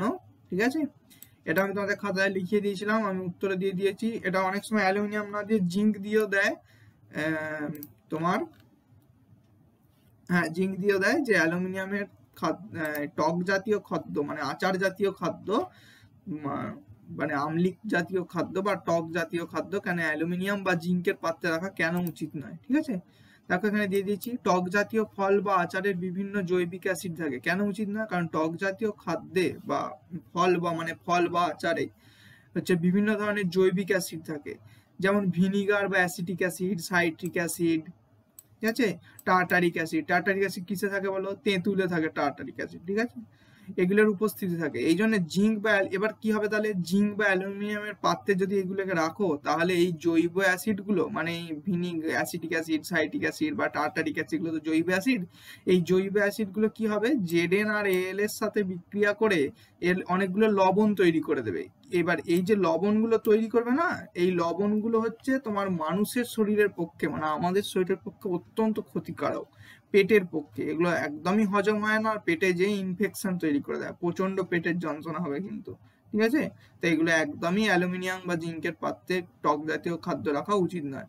এগুলো কিন্তু মানবদেহের পক্ষে, এই লবণগুলো অর্থাৎ জেডেন আর অ্যালুমিনিয়ামের সঙ্গে এই অ্যাসিডগুলো যে লবণ তৈরি করবে বিক্রিয়া করে, যেমন কিরকম লবণ তৈরি করবে, যেমন দেখো অ্যাসিটিক অ্যাসিড জিঙ্কের সাথে বিক্রিয়া করে জিঙ্ক অ্যাসিটেট তৈরি করবে, আর অ্যালুমিনিয়ামের সাথে বিক্রিয়া করে অ্যালুমিনিয়াম অ্যাসিটেট তৈরি করবে। এই জিঙ্ক অ্যাসিটেট, অ্যালুমিনিয়াম অ্যাসিটেট এগুলো পেটের পক্ষে অত্যন্ত ক্ষতিকর।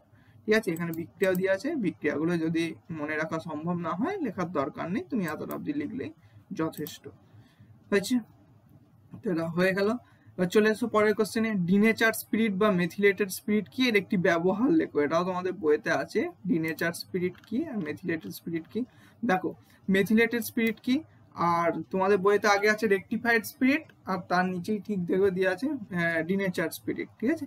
তো ডিনেচার স্পিরিট কি আমরা জানি, রেকটিফাইড স্পিরিটকে পানের অনুপযোগী করার জন্য বিভিন্ন ধরনের বিষাক্ত পদার্থ তার সাথে মেশানো হয়, যেমন তোমার হচ্ছে methyl alcohol, naphtha, pyridine, rubber জাতীয় নির্যাস মেশানো হয়, মিশিয়ে 10% মিথাইল অ্যালকোহলের এই রেকটিফাইড স্পিরিটকে বলা হয় মেথিলেটেড স্পিরিট বা ডিনেচার স্পিরিট। তো রাসায়নিক সংযুক্তিটা আমি দিয়ে দিয়েছি, কিন্তু এখানে অতটা লেখার দরকার নেই, কিন্তু তুমি চাইলে লিখতে পারো, লিখলে তো খুবই ভালো হয়, ঠিক আছে। ঠিক আছে, আর যদি চাপ লাগে দরকার নেই। আর এর সাথে একটা কোশ্চেন ছিল, এর একটি ব্যবহার লেখো। কোথায় গেল, হ্যাঁ এর একটি ব্যবহার লেখো। দেখো ব্যবহার এখানে দিয়ে দিয়েছি, মেথিলেটেড স্পিরিটের ব্যবহার। মেথিলেটেড স্পিরিটকে দ্রাবক হিসেবে ব্যবহার করা হয়, যেমন রং, বার্নিশ শিল্পে, এছাড়া জ্বালানি হিসেবে ব্যবহার করা হয়, যেমন স্পিরিট ল্যাম্পে, স্টোভ যে নিশ্চয়ই দেখে থাকবে, স্টোভ সেই মানে পাম্প করে করে জ্বালাতে হতো, ওই স্টোভের জ্বালানির উপর ব্যবহার করা হয়, ঠিক আছে। এটা হলো। তাহলে অথবাটায় চলে এসে কি আছে, পলিইথিলিন ব্যাগের যথেচ্ছ ব্যবহারের দুটি প্রভাব উল্লেখ করে প্রতিকার লেখে। এটা আলাদা করে কি বলবো, নিজে থেকেই লেখা যায়। পলিইথিলিন মানে আমরা জানি পলিথিন, আমরা যে দৈনন্দিন জীবনে এখন প্রচুর পরিমাণে প্লাস্টিকের উপর নির্ভর হয়ে গেছি, পলিথিনের ওপরে। সেই পলিথিনের কিন্তু আমরা বারবার পড়েছি, জানি যে পরিবেশের উপর মারাত্মক ক্ষতিকর প্রভাব ফেলে, ঠিক আছে। তো এর ক্ষতিকর প্রভাব কিছু লিখতে হবে, আর হচ্ছে তার থেকে প্রতিকার পাবো কি করে, আমি এখানে সুন্দর করে তোমাদের দিয়ে দিয়েছি। আচ্ছা, এই কোশ্চেনটা পলিইথিলিন না দিয়ে কিন্তু এই একই উত্তর হবে, এটা তার বদলে এটা মাঝে মাঝে দেয় যে নন বায়োডিগ্রেডেবল পলিমার এর ব্যবহারের ক্ষতিকর প্রভাব লেখো। পলিইথিলিন, পলিথিনও যা, নন বায়োডিগ্রেডেবল পলিমার একই, একই উত্তর হবে, ঠিক আছে। কোশ্চেনটা কিন্তু নন বায়োডিগ্রেডেবল পলিমারের দুটি ক্ষতিকারক প্রভাব লেখো আর প্রতিকারের উপায় লেখো, এইটাও দেয়, একই উত্তর হবে। এখানে দিয়ে দিয়েছি নন বায়োডিগ্রেডেবল পলিমারের ক্ষতিকর প্রভাব। দেখো প্রথমেই পলিথিন আছে এবং অন্যান্য যে সমস্ত নন বায়োডিগ্রেডেবল মানে কি বলো, জৈব অভঙ্গুর পলিমার, মানে যারা মেশে না মাটির সাথে, ঠিক আছে, মানে বায়োটিক পদ্ধতিতে যারা ডিগ্রেডেবল হয় না, মানে সেগুলোকে বলা হয় নন বায়োডিগ্রেডেবল, জানো। তো এগুলো সাধারণভাবে লিখবে, মৃত্তিকা দূষণ, জল দূষণ, বায়ু দূষণ, ঠিক আছে, হয়েছে। দেখো এই কোশ্চেনটাই, এছাড়া এই কোশ্চেনটা এইভাবে পড়ে, জৈব অবিশ্বাস্য পলিমাররা কিভাবে মৃত্তিকা দূষণ ঘটায়, তখন খালি মৃত্তিকা দূষণ পাঠটুকু লিখবে যদি পড়ে এই 2 নম্বর কোশ্চেন। তো আমাদের এখানে যেটা পড়েছে, পলিথিন ব্যবহারে ক্ষতিকর প্রভাব সবকটাই লিখতে হবে, মৃত্তিকা দূষণ, জল দূষণ, হয়েছে, জল দূষণ, বায়ু দূষণ। আচ্ছা, এবার তার সাথে যেটা ছিল প্রতিকারের উপায়, এটা 1 নম্বর আছে, আমি বড় করেই পয়েন্টটা পেয়েছি, দিয়ে দিয়েছি পুরোটা, এটা 1 নম্বরের, তো একদমই এতটা লেখা দরকার নেই, খালি একটা পয়েন্ট কি দুটো পয়েন্ট লিখবে, ঠিক আছে। এর থেকে প্রতিকার পাবো কি করে, এখানটা রিডিং করলেই বুঝতে পারবে, ঠিক আছে, আর আমি বলছি না। তো চলো, এটা হলো।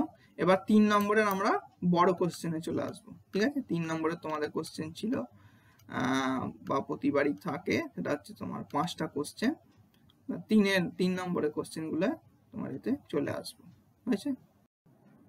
তো দেখো চলে আসছি 3 নম্বরের বড় কোশ্চেন গুলোতে, কি আছে দেখো।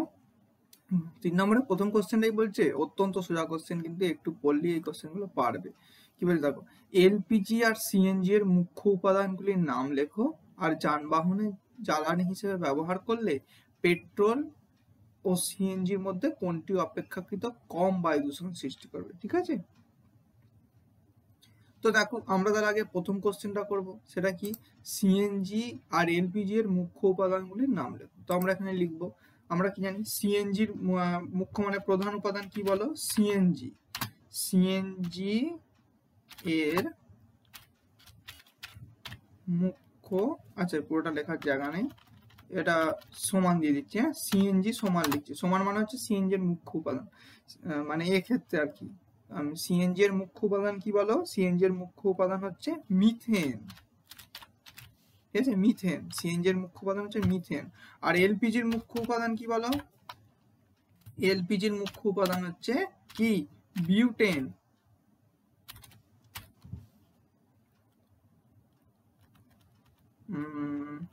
বিউটেন, ঠিক আছে। তাহলে দেখো এখানে কি হলো, সিএনজি এর মুখ্য উপাদান বা প্রধান উপাদান কি, সেটা হচ্ছে মিথেন, আর এলপিজি এর প্রধান উপাদান কি বলো, এলপিজি এর প্রধান উপাদান হচ্ছে বিউটেন। আগে এলপিজি আছে, আগে এলপিজিটাই লিখবে। তাহলে এলপিজি এর হচ্ছে বিউটেন আর সিএনজি এর হচ্ছে মিথেন। মুখ্য উপাদান হলো 2 নম্বর পেয়ে গেলে। আর লাস্ট অপশন কি, এই কোশ্চেন কি ছিল যে যানবাহনের জ্বালানি হিসেবে ব্যবহার করতে কোনটা কম বায়ু দূষণ করবে, পেট্রোল আর সিএনজির মধ্যে? তো অবশ্যই অবভিয়াসলি সিএনজি কম বায়ু দূষণ করবে।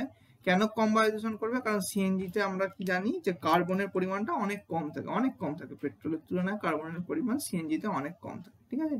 তাই সিএনজি এখানে অপেক্ষিত আমাদের কি করবে, অনেকটাই কম বায়ু দূষণ করবে। তো এখানে সঠিক উত্তর কি হবে, সিএনজি।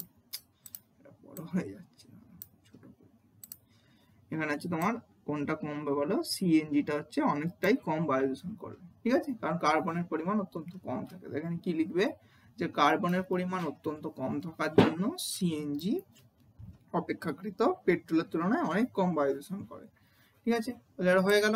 2 নম্বর কোশ্চেনে চলে এসো। কি বলেছে, C2H6O এর আণবিক সংকেত যুক্ত দুটো যৌগ, C2H6O একই আণবিক সংকেত যুক্ত দুটি যৌগ A ও B, এদের মধ্যে A ধাতব সোডিয়ামের সাথে বিক্রিয়া করে H2 গ্যাস উৎপন্ন করে, কিন্তু B ধাতব সোডিয়ামের সাথে বিক্রিয়া করে না।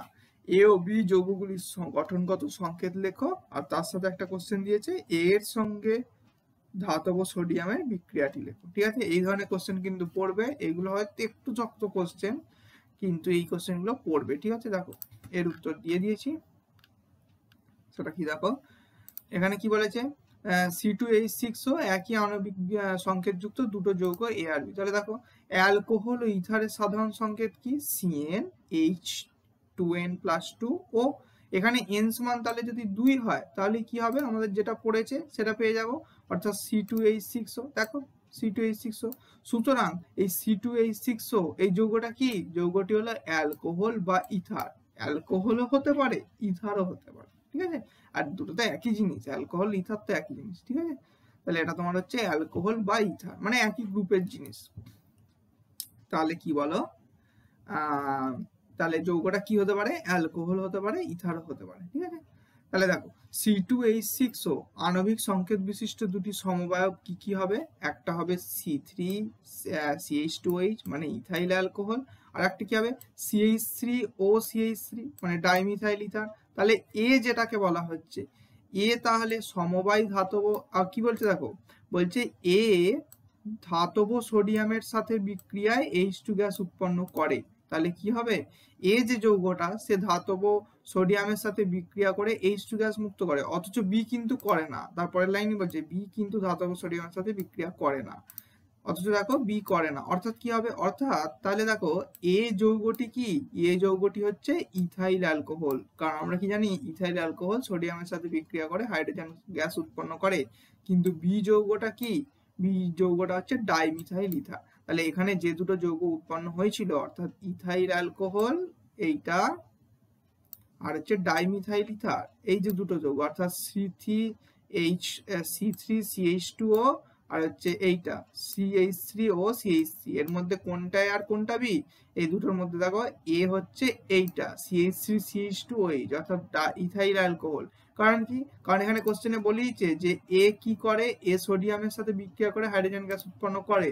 আর আমরা কি জানি, ইথাইল অ্যালকোহল মানে CH3CH2OH এ সোডিয়ামের সাথে বিক্রিয়া করে হাইড্রোজেন গ্যাস উৎপন্ন করে। দেখো সমীকরণ দিয়ে দেওয়া আছে, 2CH3CH2OH এর সাথে 2Na মানে সোডিয়ামের সাথে বিক্রিয়া করে দেখো হাইড্রোজেন গ্যাস উৎপন্ন করছে, তাহলে মিলে গেছে। তাহলে আমাদের এটা কি, এ হচ্ছে ইথাইল অ্যালকোহল।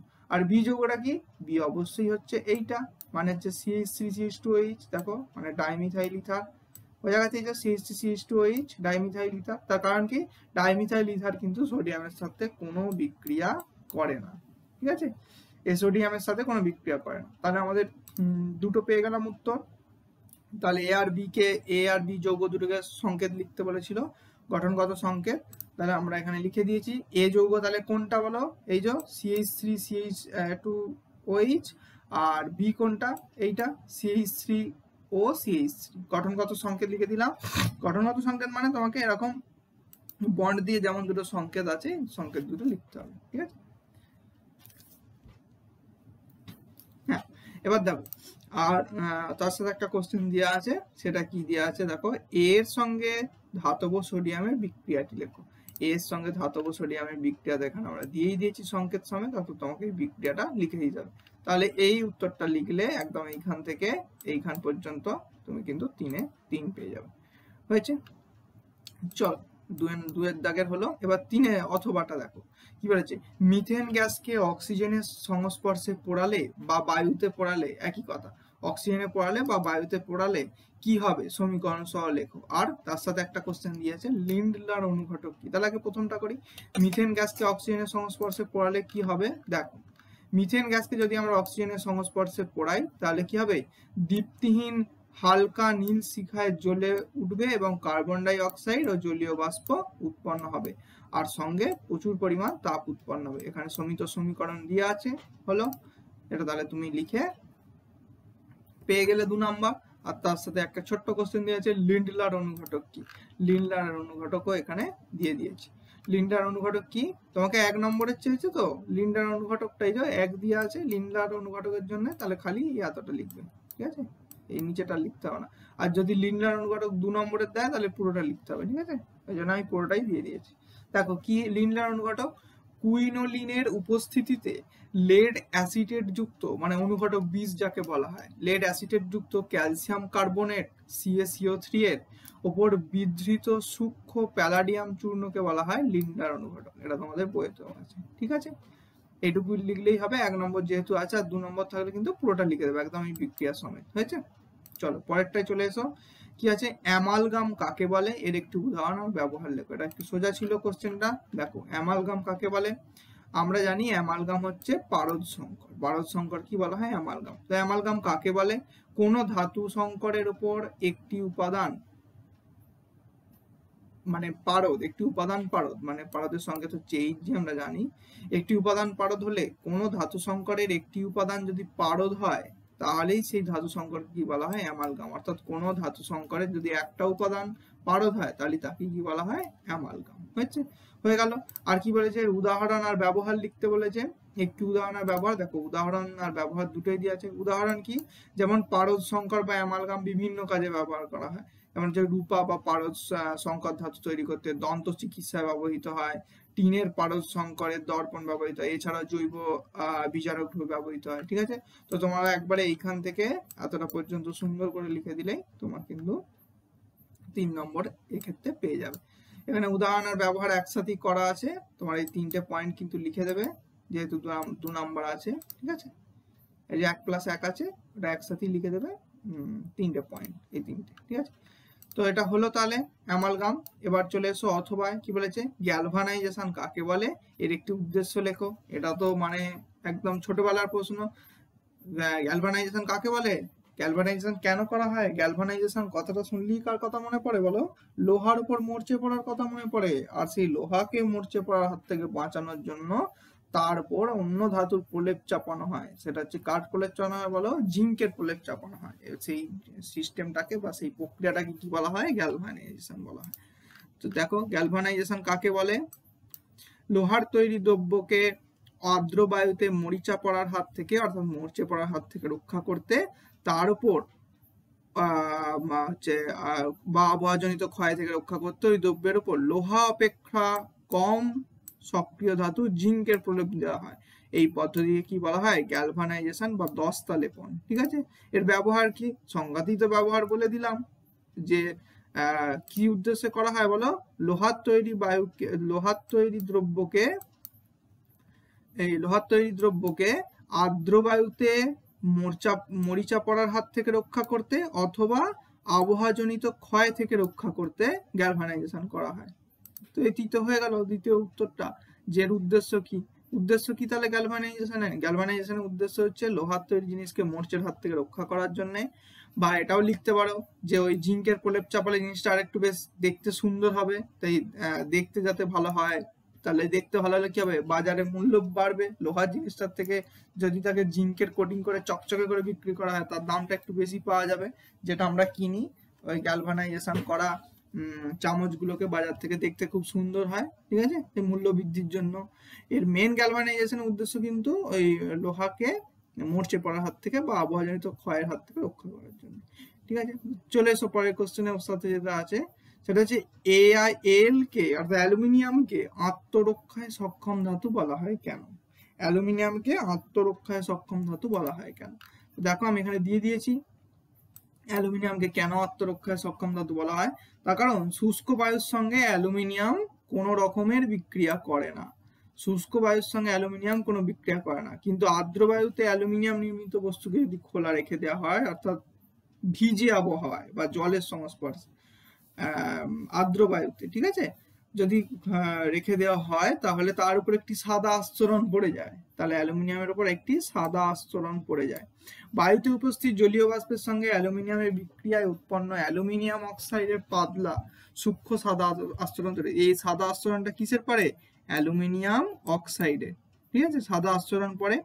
তো এই সাদা আস্তরণটা তৈরি হওয়ার জন্য কি হয় জানো তো?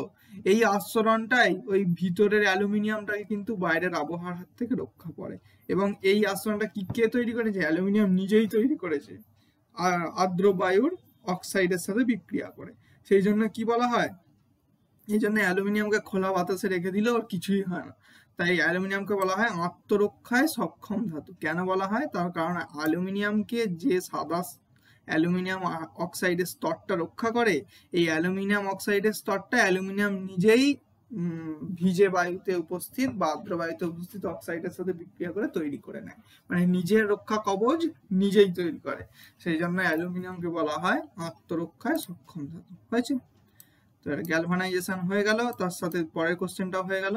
চলো এবার চলে আসি 4 নম্বর কোশ্চেনে, যেখানে কি লেখা আছে দেখো। ধরো দুটি মৌলের চিহ্ন এ আর বি, এইগুলো তোমাদের অনেকবার করিয়েছি, যার পারমাণবিক সংখ্যা যথাক্রমে 7 আর 20। এ মৌলটির দুটি পরমাণু পরস্পর যুক্ত হয়ে অণু গঠন করলে অণুটির মধ্যে কি ধরনের প্রাকৃতিক বন্ধন তৈরি হয়? অণুটির ডট গঠন দেখো, আর এ আর বি মৌল দুটিকে শনাক্ত করো। ঠিক আছে, এ আর বি মৌল দুটিকে শনাক্ত করো। তো আমি শেষ কোশ্চেনটা আগে বলছি, হ্যাঁ, এ আর বি মৌল দুটিকে শনাক্ত করো। এটা আর আলাদা করে বলার কি আছে? এটা মানে অত্যন্ত সোজা কোশ্চেন, প্রথম 20টা মনে রাখলেই তো হবে। এর পারমাণবিক সংখ্যা কত? 7, হয়েছে। আর বি এর পারমাণবিক সংখ্যা কত? 20, হলো। তাহলে 7 আর 20-তে কে কে আছে? এ তাহলে কি হবে? 7 আর 20-তে কে কে আছে? 7 হচ্ছে নাইট্রোজেন, আর 20 কে? ক্যালসিয়াম, হয়েছে। তাহলে এ কি হবে বলো? এ সমান কি? এ নাইট্রোজেন, এ নাইট্রোজেন, আর বি কি?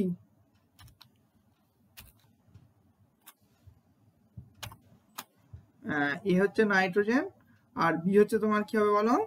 বি হচ্ছে ক্যালসিয়াম। 20 নম্বরে কে আছে? ক্যালসিয়াম, বি হচ্ছে ক্যালসিয়াম। এ নাইট্রোজেন আর বি হচ্ছে তোমার ক্যালসিয়াম। এইগুলো ছোট হয়ে গেছে,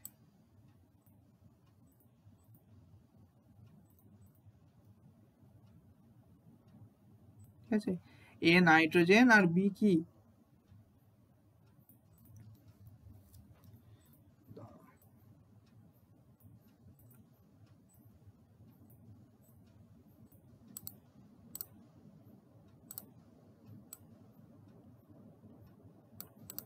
হ্যাঁ, দেখো এ তাহলে নাইট্রোজেন, যার পারমাণবিক সংখ্যা 7, আর বি কি বলো? বি হচ্ছে ক্যালসিয়াম।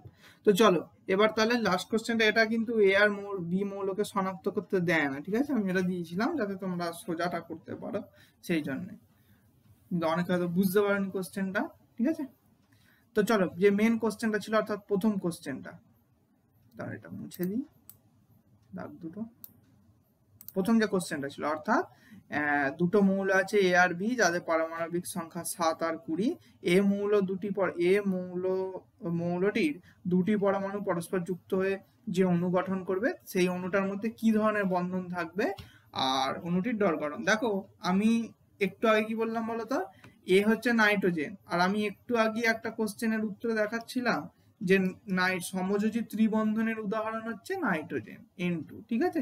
তাহলে এখান থেকে আমরা পরোক্ষভাবে কি বুঝতে পারছি? এর মধ্যে সমযোজী ত্রিবন্ধন থাকবে, কিন্তু ভেতরের যে কেমিস্ট্রিটা হয় সেটা বুঝতে হবে। এটা দেখো চলে এসো, এটা দেখো উত্তরটা কিভাবে লিখবে, আমি সুন্দর করে করে দিয়েছি দেখো। তাহলে এ মৌলের দুটো পরমাণু পরস্পর যুক্ত হয়ে অণু গঠন করলে অবশ্যই অণুটির মধ্যে কি ধরনের বন্ধন তৈরি হবে? সমযোজী বন্ধন, ঠিক আছে। দেখো এ পরমাণুটির সর্ববিষ্ট কক্ষপথে 5টা ইলেকট্রন আছে। দুটি এ পরমাণু যখন অনুগঠন করবে তখন তারা প্রত্যেকটা 3টে করে শেয়ার করবে, ফলে কি হবে দেখো একদম সমযোজী ত্রিবন্ধন গঠিত হবে, 1টা 2টো 3টে। আমি তো নাইট্রোজেনের ক্ষেত্রে দেখালাম, নাইট্রোজেনটা কোনখানটা দেখালাম, দাঁড়াও একবার দেখিয়ে দিই। নাইট্রোজেনটা কোথায় দেখালাম, এই সমযোজী ত্রিবন্ধনের উদাহরণে বোধহয় নাইট্রোজেন, হ্যাঁ ওখানে একটা শর্ট কোশ্চেনে ছিল। নাইট্রোজেনটা কোথায় দেখাচ্ছিলাম, এই যে এইটা দেখো, নাইট্রোজেনে কি দেখাচ্ছিলাম, এর 3টে আর এর 3টে, আর আমি এখানে কি লিখলাম যে এটা কি, এর তো পারমাণবিক সংখ্যা 7, মানে আমি তো প্রথমে বুঝিয়ে গেছি যে এ হচ্ছে তোমার নাইট্রোজেন, এ হচ্ছে নাইট্রোজেন, আর তোমার হচ্ছে বি হচ্ছে ক্যালসিয়াম। তাহলে বি এরটা তো চাই না, খালি এরটা চাই, তো আমি তো জানি যে এ কি করে, এই যে দেখালাম এর লাস্ট কক্ষপথে নাইট্রোজেনের 7 মানে কি 2 5, 5টা থাকবে, আর আরেকটার 5টা, এই যে 3টে করে নিয়ে শেয়ার করলো, একটু আগেই বোঝালাম, ঠিক আছে। তো সেম জিনিস এখানেও হবে, এখানে পরোক্ষভাবে এ লিখেছে কিন্তু এটা কি করেছে, নাইট্রোজেনের ডট গঠনটাই দেখিয়ে দিয়েছে, বোঝা গেছে। A2 অণু, আর ওখানে আমরা লিখলাম N2 অণু, A2 মানে তো N2, ঠিক আছে। এখানে A2 এর জায়গায় হবে N2, মানে পরোক্ষভাবে নাইট্রোজেনেরটাই দেখিয়েছে। তো এটা একটু আগেই বললাম, আর আবার আর একই জিনিস বলছি না।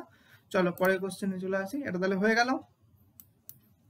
অথবাটা দেখো কি বলেছে, তাহলে অথবাটা বলেছে এ আর বি এর পরমাণু ক্রমাঙ্ক 17 আর 13, এদের দ্বারা উৎপন্ন যৌগের সংকেত ও প্রকৃতি লেখো।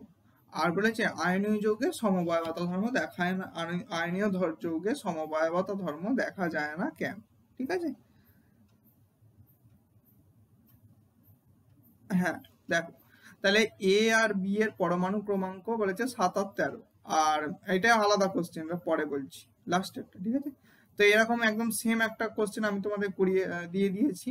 এখানে কি বলছে, এ আর বি এর হচ্ছে 17 আর 13, এদের দ্বারা উৎপন্ন যৌগের সংকেত আর প্রকৃতি লিখতে হবে। দেখো এখানে যে কোশ্চেনটা দিয়েছি এটা আছে এ এর 19 আর বি এর 17, আর এখানে কি দিয়েছে এ এর 17 বি এর 13। তাহলে তুমি ধরো না এখানে বি এর 17টা আছে, তাহলে এর যদি 17 হয় এখানে এক্ষেত্রে এটা কি হবে এ হয়েছে, আর এটা তুমি ধরো বি, বি এর কতগুলো বলেছে, বি এর হচ্ছে 13, এখানে তাহলে ধরো এটা হচ্ছে 13, যদি 13 হয় তাহলে কি হবে, 13 মানে K2 L আর, তাহলে 8 আর 2 10, আর এম এ কতগুলো থাকবে, এম এ 8টা থাকবে না, 8টার বদলে কতগুলো থাকবে বলো, 3টে, ঠিক আছে। তাহলে 8 আর 2 10 আর 3 13, আর 17 তো ইলেকট্রন বিন্যাস এখানে দিয়ে দিয়েছে, 2 8 7 হয়েছে, এটা এ এটা বি ধরছি, এখানে একটা অন্য উদাহরণ দেওয়া আছে একদম সেম, আর এখানে লেখাটাও কিন্তু একই হবে। তাহলে দেখো কি হবে, এ মৌলটি, এখানে আমরা এটা হচ্ছে এখানে বি, তাহলে তোমরা বি, বি মৌলটির সর্ববহিষ্ঠ কক্ষপথে কতগুলো ইলেকট্রন আছে, বি এর সর্ববহিষ্ঠ কক্ষপথে এখানে একের জায়গায় লিখবে 3টে ইলেকট্রন আছে, তাহলে এ 3টে ইলেকট্রন কি করবে, আর এখানে কতগুলো নিতে পারবে, দেখো এ লাস্ট কক্ষপথে আছে 7টা, মানে কতগুলো ঘাটতি আছে, একটার ঘাটতি আছে, আর এর কাছে কতগুলো এক্সট্রা আছে, 3টে এক্সট্রা আছে, তাহলে এর 3টে থেকে একটা যদি একে দেয় তাহলে এর অষ্টপূর্তি হয়ে গেল, কিন্তু এর তো এখনো তাহলে 2টো তো এক্সট্রা হাতে রয়ে গেল।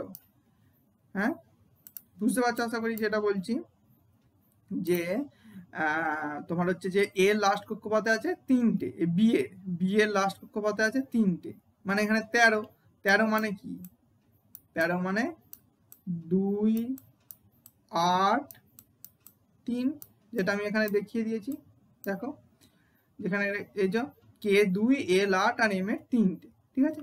আর তাহলে বি এর কি হবে, দেখো বি এর লাস্ট কক্ষপথে আছে 3টে, মানে 3টে এক্সট্রা আছে, ওকে 3টে তাড়িয়ে দিতে হবে, আর এ খেতে পারবে কটা, এ একটাই খেতে পারবে, কারণ এর লাস্ট কক্ষপথে 7টা আছে। তাহলে এরকম এ কতগুলো লাগবে, এই বি এর লাস্ট কক্ষপথে 8টা রাখতে গেলে একটা এ যদি একটা খেতে পারে তাহলে 3টে তাড়াতে গেলে কি 3টে লাগবে, তাহলে এখানে যে যৌগটা সৃষ্টি হবে সেটা কি হবে বলো, এ কটা লাগবে 3টে, তাহলে এখানে কি হবে A3B, অর্থাৎ এখানে তাহলে আমরা কি লিখবো, এখানে বি এর জায়গাগুলো এ করে দাও এ, তাহলে 3টি ইলেকট্রন বর্জন করতে হবে কাকে, বি কে, আর এ মৌলটির পরমাণু একটি ইলেকট্রন গ্রহণ করে অ্যানায়ন গঠনে সক্ষম, সুতরাং এ আর বি রাসায়নিকভাবে কি তৈরি করবে, অবশ্যই আয়নীয় যৌগ তৈরি করবে, ঠিক আছে। তার মানে কি হবে দেখো, এ এর শেষ কক্ষপথে কতগুলো আছে, দেখো এর শেষ কক্ষপথে 7টা, ঠিক আছে 7টা, তাহলে 1 2 3 4 5 6 7 হয়েছে। আর বি এর লাস্ট কক্ষপথে কতগুলো আছে? বি এর 3টে। তাহলে বি এর কতগুলো আছে? বি এর 1 2 3 শেষ কক্ষপথে 3টে আছে। তাহলে এর এটা এইদিকে করি, সুবিধা হবে বুঝতে। 3 হয়েছে, বি এর 3টে আছে। তাহলে দেখো এবার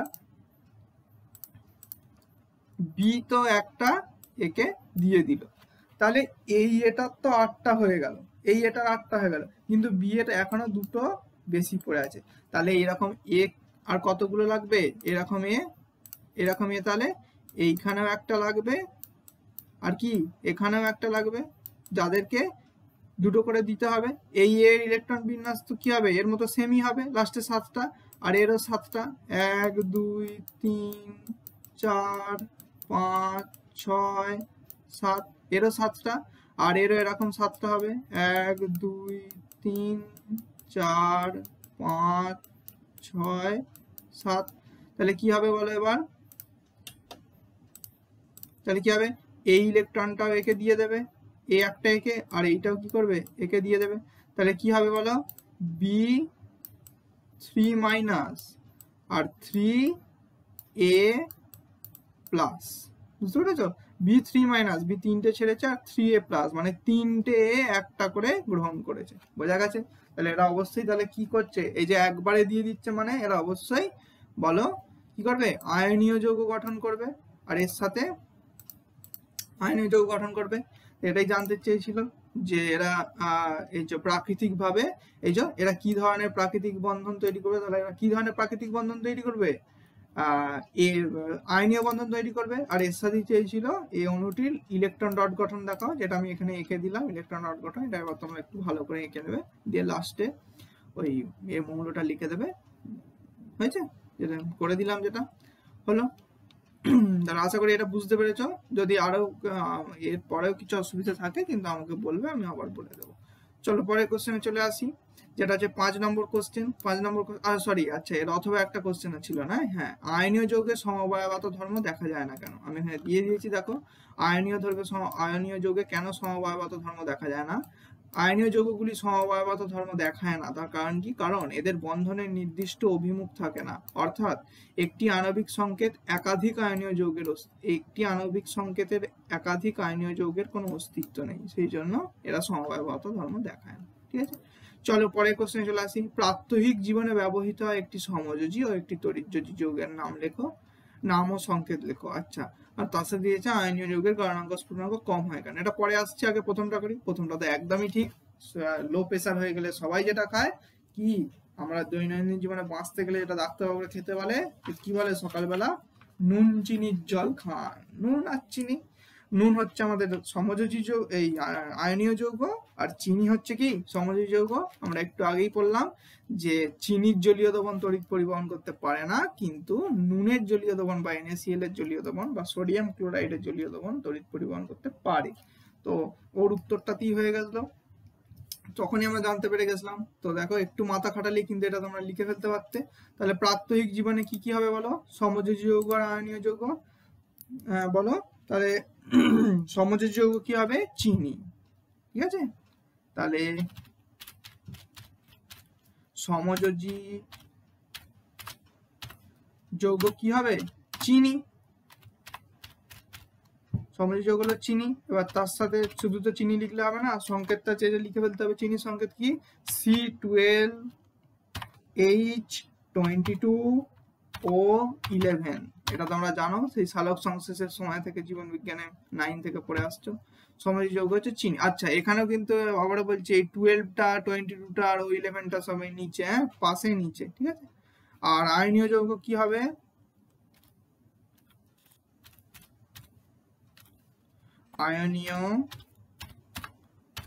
আয়নীয় যৌগ কি হবে বলো? নুন বা সোডিয়াম ক্লোরাইড। নুন বা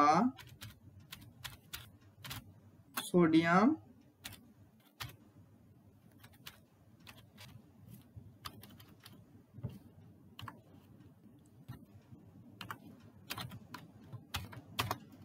সোডিয়াম ক্লোরাইড, এর সংকেত তো আর আলাদা করে লেখার দরকার নেই, সবাই জানি আমরা কি NaCl হয়েছে, নুন বা সোডিয়াম ক্লোরাইড বা NaCl হয়েছে। দেখো তাহলে কি হবে, হ্যাঁ এটা একটু NaCl হয়েছে। তাহলে দেখো সমযোজী যৌগ তাহলে কি হলো আমাদের চিনি, আর আয়নীয় যৌগ কি হলো নুন বা সোডিয়াম ক্লোরাইড। এই যা 2 নম্বর পেয়ে গেলে লিখে। তো চলো এর সঙ্গে সরি এটা 1 নম্বর ছিল, তো 1 নম্বর পেয়ে গেলে। আচ্ছা আর একটা কোশ্চেন চাইছে কি আয়নীয় যৌগের গলনাঙ্ক স্ফুটনাঙ্ক বেশি হয় কেন। আয়নীয় যৌগের কেন গলনাঙ্ক স্ফুটনাঙ্ক বেশি হয় এখানে দিয়ে দিয়েছি। আর আমরা জানি আয়নীয় যৌগরা হচ্ছে উচ্চ গলনাঙ্ক আর স্ফুটনাঙ্ক বিশিষ্ট হয়। কেন হয় তার কারণ আয়নীয় যৌগে বিচ্ছিন্ন এবং স্বতন্ত্র অণুর কোনো অস্তিত্ব নেই, এরা আসলে অসংখ্য ক্যাটায়ন ও অ্যানায়নের সম্মিলিত রূপ। তাই আয়নীয় যৌগে বিপরীত তড়িৎগ্রস্ত আয়নগুলোর মধ্যে তীব্র আকর্ষণ বল ক্রিয়া করে, আর তীব্র আকর্ষণ বল ক্রিয়া করার জন্য কি হয় এদের কেলাস বেশ সন্নিবিষ্ট শক্ত হয়, মানে টাইট হয় শৃঙ্খলটা। আর সেই জন্য কেলাসে দৃঢ়ভাবে আবদ্ধ আয়নগুলিকে তাদের মধ্যে স্থায়ী অবস্থান থেকে বিচ্ছিন্ন করাতে গেলে অধিকতর তাপ শক্তি বা যে কোনো শক্তির প্রয়োজন হয়। তাই আয়নীয় বা তড়িৎযোজী যৌগগুলো উচ্চ গলনাঙ্ক বিশিষ্ট হয় বা উচ্চ স্ফুটনাঙ্ক বিশিষ্ট হয়, ঠিক আছে। আর গলিত অবস্থায় আয়নীয় যৌগে আয়নের অস্তিত্ব থাকে এবং বিপরীত আধানগ্রস্ত আয়নদের মধ্যে তীব্র আকর্ষণ বল কার্যকরী হওয়ার জন্য আয়নীয় যৌগগুলোর কি হয় স্ফুটনাঙ্ক খুব উচ্চ হয়। তাই আয়নীয় যৌগগুলোর গলনাঙ্ক আর স্ফুটনাঙ্ক উভয় কি হয় খুব উচ্চ হয়। তো এটাই আমাদের 2 নম্বরের জানতে চেয়েছিল, উত্তরটা দিয়ে দিয়েছি, করে নিও। আচ্ছা চলে এসো এবার 5-এর অথবা কি বলেছে, দুটি ভৌত ধর্মের সাহায্যে সোডিয়াম ক্লোরাইড ও ন্যাপথলিনের মধ্যে দুটি পার্থক্য লেখো। আর তার সাথে দিয়েছে মিথেন অণুতে সমযোজী বন্ধনের সংখ্যা কটি। মিথেন অণুতে সমযোজী বন্ধনের সংখ্যা কটি আমি প্রথমেই বলে দিয়েছি CH4 এ, ঠিক আছে। আচ্ছা যে কোশ্চেনটা এখানে আমরা তাহলে প্রথম কোশ্চেনটা করি, দুটি ভৌত ধর্মের সাহায্যে সোডিয়াম ক্লোরাইড আর ন্যাপথলিনের মধ্যে পার্থক্য লেখো। দেখো এখানে আমি দিয়ে দিয়েছি এটা, এই যে সোডিয়াম ক্লোরাইড আর ন্যাপথলিনের মধ্যে পার্থক্য দিয়ে আছে। এই যেখানে দেখো ধর্মগুলো লেখা আছে গলনাঙ্ক, জলে দ্রাব্যতা, রাসায়নিক বন্ধন, এগুলো সবই ভৌত ধর্ম। এবার এখানে তোমাদের কোশ্চেনটা দিয়েছিল যে দুটি ভৌত ধর্মের সাহায্যে পার্থক্য লিখতে হবে, তাহলে তোমাকে এখানে ধর্মগুলোর মধ্যে ভৌত রাসায়নিক সব ধর্মই আছে, এর মধ্যে খালি ভৌত ধর্মটা নেবে, অর্থাৎ দুটো ভৌত ধর্ম কি কি নেবে গলনাঙ্ক নেবে আর জলে দ্রাব্যতা অর্থাৎ প্রথম দুটোকে নেবে। ন্যাপথলিনের কি গলনাঙ্ক কম আর সোডিয়াম ক্লোরাইডের বেশি, অবশ্যই। কেন তার কারণ ন্যাপথলিন হচ্ছে সমযোজী যৌগ আর সোডিয়াম ক্লোরাইড হচ্ছে তড়িৎযোজী যৌগ। তো সোডিয়াম ক্লোরাইড এই সমযোজী যৌগ তড়িৎযোজী যৌগের পার্থক্য যা, ন্যাপথলিন সোডিয়াম ক্লোরাইডের পার্থক্য তাই। তাই গলনাঙ্ক কি হবে ন্যাপথলিন সমযোজী হয় এর গলনাঙ্ক কম, আর এটা আয়নীয় যৌগ হয় সোডিয়াম ক্লোরাইডের গলনাঙ্ক অনেক বেশি। আর জলে দ্রাব্যতার ক্ষেত্রেও কি হবে ন্যাপথলিন সমযোজী যৌগ হওয়ার জন্য জলে অদ্রবণীয় আর সোডিয়াম ক্লোরাইড জলে অত্যন্ত পরিমাণ দ্রবণীয়। দুটো ভৌত ধর্ম দিয়ে হয়ে গেল। আর রাসায়নিক ধর্ম দিয়ে পার্থক্য বললেই নিচের গুলো লিখবে। এর মধ্যে দ্রাব্যতাও তোমার হচ্ছে অন্যান্য দ্রাব্যতা, এটাও ভৌত ধর্ম। আর ঠিক আছে এটাই এটা হচ্ছে পরমানন্দ মানে যেটা লিখেছে ওটা তো এটা নেট থেকে নিয়ে, তো এটা তোমার ওই AI দিয়ে করা, তো ওরা ঠিক বাংলাটা কিছু ভুল করে ফেলে মাঝে মাঝে, ঠিক আছে। এটা তোমার হচ্ছে পাতনের ক্ষমতা, এটাও একটা ভৌত ধর্ম, ঠিক আছে। এই রাসায়নিক বন্ধনটা খালি তোমার হচ্ছে রাসায়নিক ধর্ম, বাকি 4টি ভৌত ধর্ম, তোমরা যে কোনো দুটো লিখতে পারো, এখানে ভৌত ধর্মই চেয়েছে তো ভৌত ধর্মটাই লিখতে হবে। এছাড়াও গলনাঙ্ক স্ফুটনাঙ্ক দিয়েও লিখতে পারো, ঠিক আছে। যে কোনো ভৌত ধর্ম দিয়ে দুটো পার্থক্য লিখতে হবে। চলো এরপরে একটা কোশ্চেন দিয়েছি যে মিথেন অণুতে সমযোজী বন্ধনের সংখ্যা কটা। আমি মিথেন অণুতে সমযোজী বন্ধনের সংখ্যা তোমার এঁকেছিলাম, আর এখানে মিথেন অণুর গঠনটা দিয়েও দিয়েছি। দেখো মিথেন অণুতে আমরা কি দেখতে পাচ্ছি সমযোজী কটা বন্ধন আছে, 1টা 2টো 3টে 4টে, তাহলে 4টে সমযোজী বন্ধন আছে, আর 4টে বন্ধনই কি সমযোজী এক বন্ধন। তাহলে আমরা এখানে তোমার উত্তরটা কিরকম লিখবো, মিথেন অণুতে সমযোজী বন্ধনের সংখ্যা কটা, এটা উত্তরটা কিরকম লিখবো, এইভাবে লিখবো যে 4টি পৃথক এক বন্ধন, 4টি পৃথক বন্ধন থাকে, ঠিক আছে। 4টি পৃথক সমযোজী এক বন্ধন থাকে।